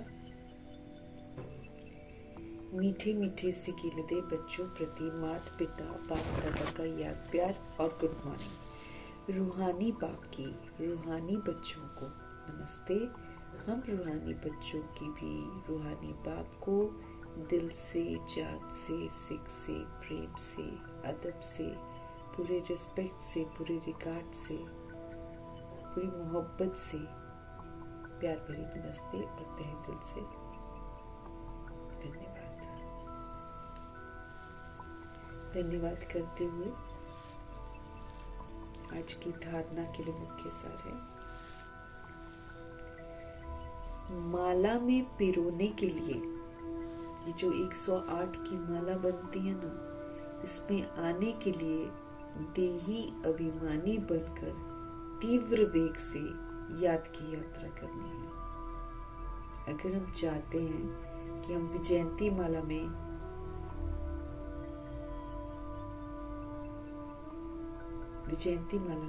अगर हम चाहते हैं कि हम उसमें पिरोए जाएं, तो फिर भगवान कहते हैं आत्म अभिमानी बनो, और आत्म अभिमानी बनकर बड़े ही तीव्र वेग से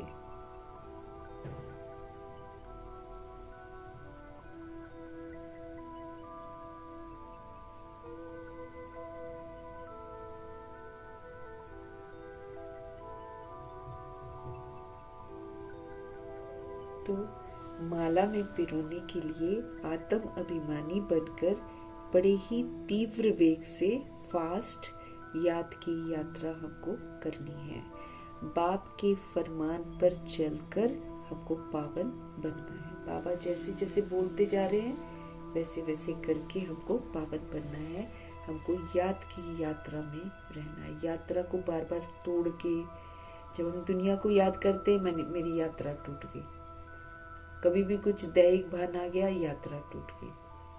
तो यात्रा पर हमको निरंतर रहना है।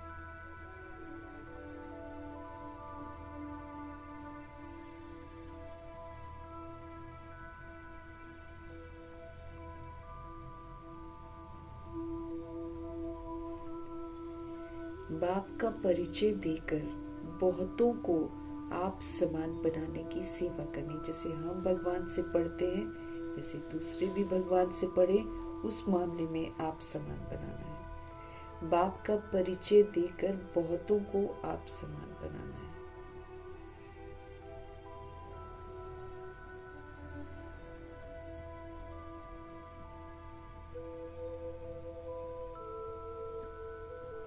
तो बाप का परिचय देकर बहुतों को आप समान बनाने की सेवा करनी है। यहाँ हमको सिंपल रहना है, वनवाह में रहना है। अंतिम हाहाकार की सीन देखने के लिए फिर हमको महावीर भी जरूर बनना है। ऐसे ही तो देखा नहीं जाएगा ना, ऐसे देखा जाएगा क्या? बहुत ताकत चाहिए, बहुत बहादुर होना है। क्योंकि महावीर जो होगा वही तो उनको सहयोग देगा, सुख का, शांति का, सहन करने का। महावीर सिर्फ देखेगा नहीं, महावीर सहयोग भी देगा, ताकि आत्मा का जो दुख है ना, दुखों का जो भ्रमार है वो कम हो जाए, उसको समझ आए, उसको हम स्मृति दिला सके, परमात्मा की स्मृति दिला सके। तो बाप का परिचय देकर बहुतों को आप समान बनाने की सेवा करनी है।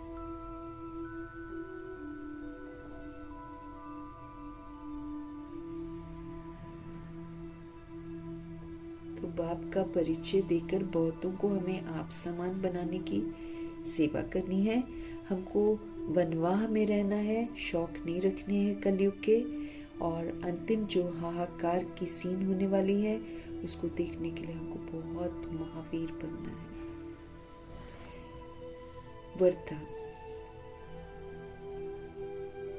बंधनों के पिंजरे को तोड़कर, बंधन एक सेकंड में हम बना लेते हैं बंधन, हमको मालूम नहीं होता है, संकल्प किया बंध गए। अगर हमने शुभ शुद्ध सकारात्मक कल्याणकारी संकल्प नहीं किया तो हम तो संकल्पों के साथ, कईयों के साथ बंधे हुए हैं। अगर हम शुभ शुद्ध सकारात्मक सोचते हैं संकल्प, फिर नहीं बंधन बनेंगे हमारे। बंधनों के पिंजरे को तोड़कर जीवन मुक्त स्थिति का अनुभव करने वाले सच्चे ट्रस्टी भव। बंधनों का पिंजरा जो है, बाबा कहते हैं उसको तोड़ दो और जीवन मुक्त स्थिति का अनुभव करो। क्या बनो? सच्चा ट्रस्टी बनो। बाबा कहे शरीर का व संबंध का बंधन, यही तो पिंजरा है। शरीर का बंधन, रिश्तों का बंधन, हम पिंजरे में कैद हैं। शरीर का व संबंध का बंधन पिंजरा है। फर्ज अदाई भी निमित्त मात्र निभानी है हमको, बस फर्ज निभाना है निमित्त बनकर, सबको प्रभु की अमानत समझकर, मेरा लगाव की वजह से नहीं, लगाव से नहीं, तब कहेंगे निर्बंधन। निभाना है, लेकिन फर्ज अदाई जो भी हम करते हैं ना, वो निमित्त मात्र हमको निभानी है, अटैचमेंट के साथ नहीं, तब कहेंगे कि निर्बंधन है। जो ट्रस्टी बनकर चलते हैं, बाबा कह रहे हैं आपको कि जो ट्रस्टी बनकर चलते हैं वही निर्बंधन है। ट्रस्टी का तो अपना कुछ होता नहीं है, सब प्रभु की अमानत है और हम ट्रस्टी हैं। तो जो ट्रस्टी बनकर चलते हैं वही तो निर्बंधन है। यदि कोई भी मेरापन है तो फिर तो पिंजरा है।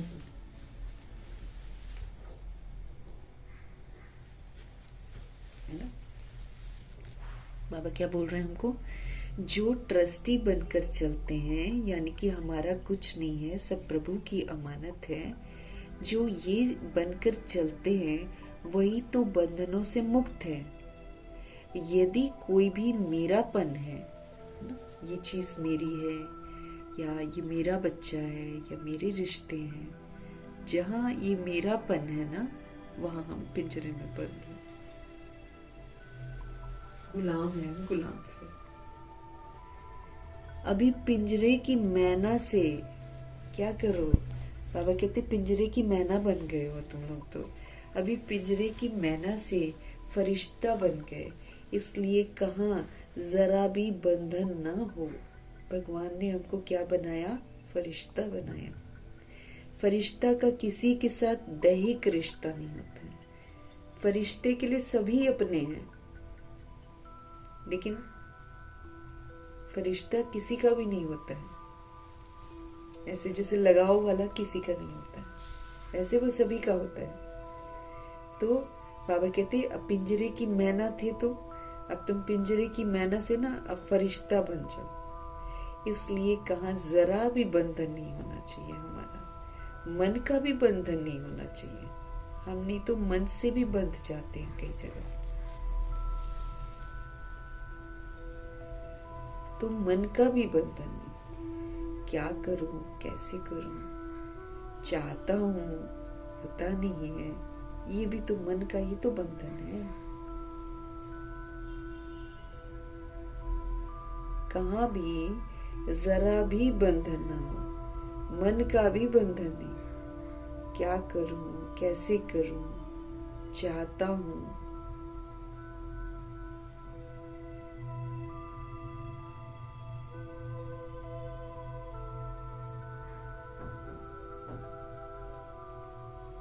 मन का भी बंधन नहीं होना चाहिए, क्या करूं कैसे करूं, चाहता हूं होता नहीं है, ये भी मन का बंधन है। क्या करूं कैसे करूं, ये तो भगवान ने हमको बता दिया कि क्या करना है और कैसे करना है। लेकिन जब हम इन प्रश्नों से घिर जाते हैं और ऐसे करूं भूल जाते हैं, तो हम क्या करते हैं, मन के बंधन में बंध जाते हैं। बाबा कहते हैं जब आप मरजीवा बन गए हो तो सब प्रकार के बंधन समाप्त।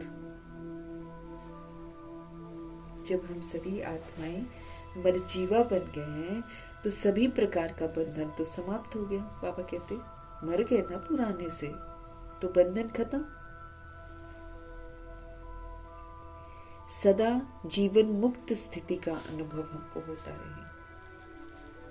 जब मरजीवा हम बन गए हैं तो भगवान कहते हैं सभी प्रकार के बंधन समाप्त हो जाते हैं और फिर सदा जीवन मुक्त स्थिति का हमको अनुभव होता रहे।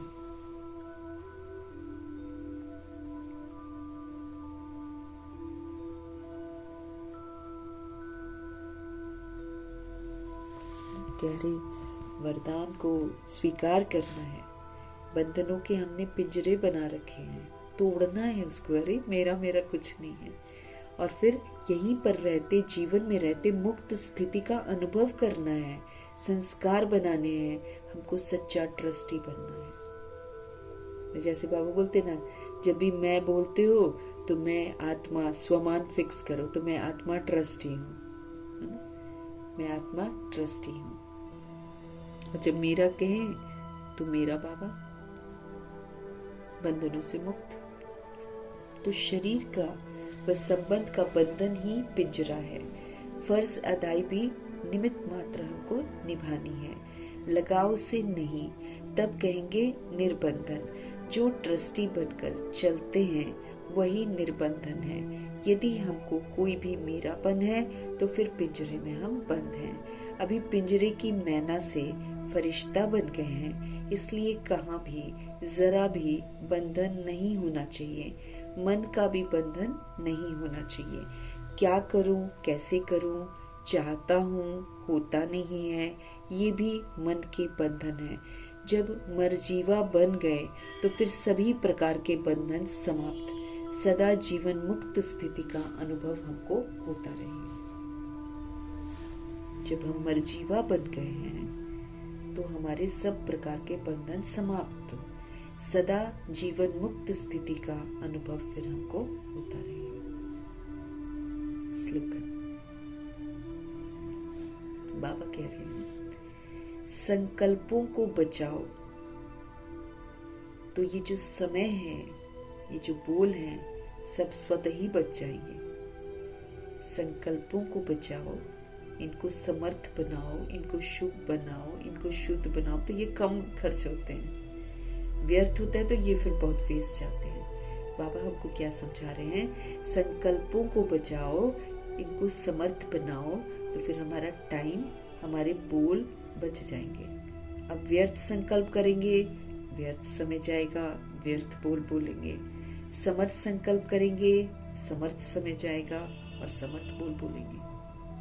फिर बहुत सारे बोल नहीं बोलेंगे, कम बोल बोलेंगे। तो संकल्पों को बचाओ, तो समय बोल सब स्वतः ही बच जाएंगे।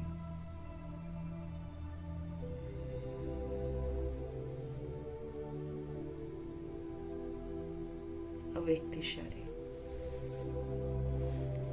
बाबा कह रहे हैं अब संपन्न व कर्मातीत बनने की धुन लगाओ। अब क्या करो, अब संपन्न बनो और कर्मातीत बनने की धुन लगाओ। कर्मातीत अर्थात कर्म के किसी भी बंधन के स्पर्श से बिल्कुल न्यारे। कर्मातीत का मतलब भी यही है ना, सारे बंधनों से मुक्त। तो कर्मातीत अर्थात कर्म के किसी भी तरह के बंधन के स्पर्श, टच से भी न्यारे। ऐसा ही अनुभव हमारा बढ़ता रहे। कोई भी कार्य स्पर्श न करे, बस निमित्त मात्र करे जाओ, लेकिन स्पर्श न करे कि मैंने किया। तो कोई भी कार्य स्पर्श न करे और करने के बाद जो रिजल्ट निकलती है ना, उसका भी हमको स्पर्श न हो। बिल्कुल ही न्यारापन हमको अनुभव होता रहे।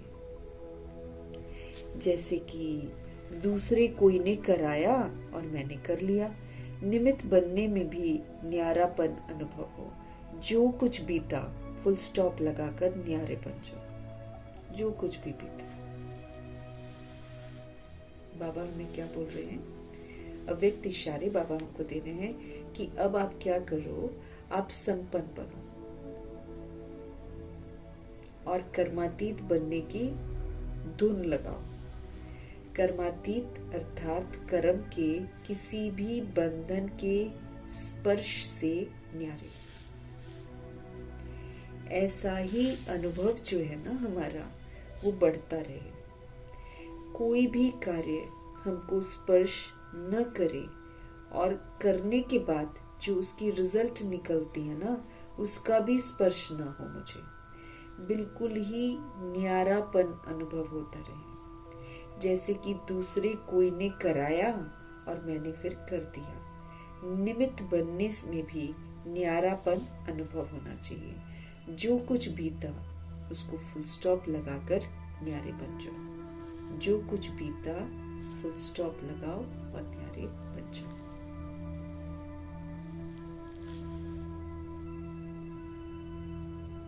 सारे कर्म के बंधनों से हमको मुक्त होने की विधि बता रहे बाबा। होना तो पड़ेगा ही हमको। विधि पूर्वक हो जाएंगे, इजी रहेगा। विधि पूर्वक नहीं होएंगे तो फिर कष्टों से होएगा। मीठे मीठे प्यारे प्यारे शिव पिता परमात्मा जी का तहे दिल से हम धन्यवाद करेंगे। ब्रह्मा माँ का धन्यवाद, जगदम्बा माँ का धन्यवाद, कुलसार दादी जी का धन्यवाद, अष्टरत्नों का धन्यवाद, नवग्रहों का धन्यवाद, एडवांस पार्टी की सारी सोल्स का धन्यवाद, बची हुई जितनी भी आत्माएं हैं सबका धन्यवाद, पांचों तत्वों का धन्यवाद, धरती आकाश जल वायु अग्नि सबका धन्यवाद, ड्रामा का धन्यवाद, प्रकृति का धन्यवाद, माया का धन्यवाद, यमदूत का धन्यवाद, करोड़ों की आबादी का धन्यवाद, साधनों का धन्यवाद, साधन बनाने वालों का धन्यवाद, साथ में रहने वाली सोल्स का धन्यवाद, सहयोगी आत्माओं का धन्यवाद, अविनाशी खजानों का धन्यवाद, समय का धन्यवाद, पूरी यूनिवर्स का धन्यवाद और आप सभी सोल्स का धन्यवाद, शरीर रूपी इंस्ट्रूमेंट का धन्यवाद, सृष्टि की मेहमान नवाजी का तहे दिल से हम धन्यवाद करेंगे। धन्यवाद करते हुए ओम शांति।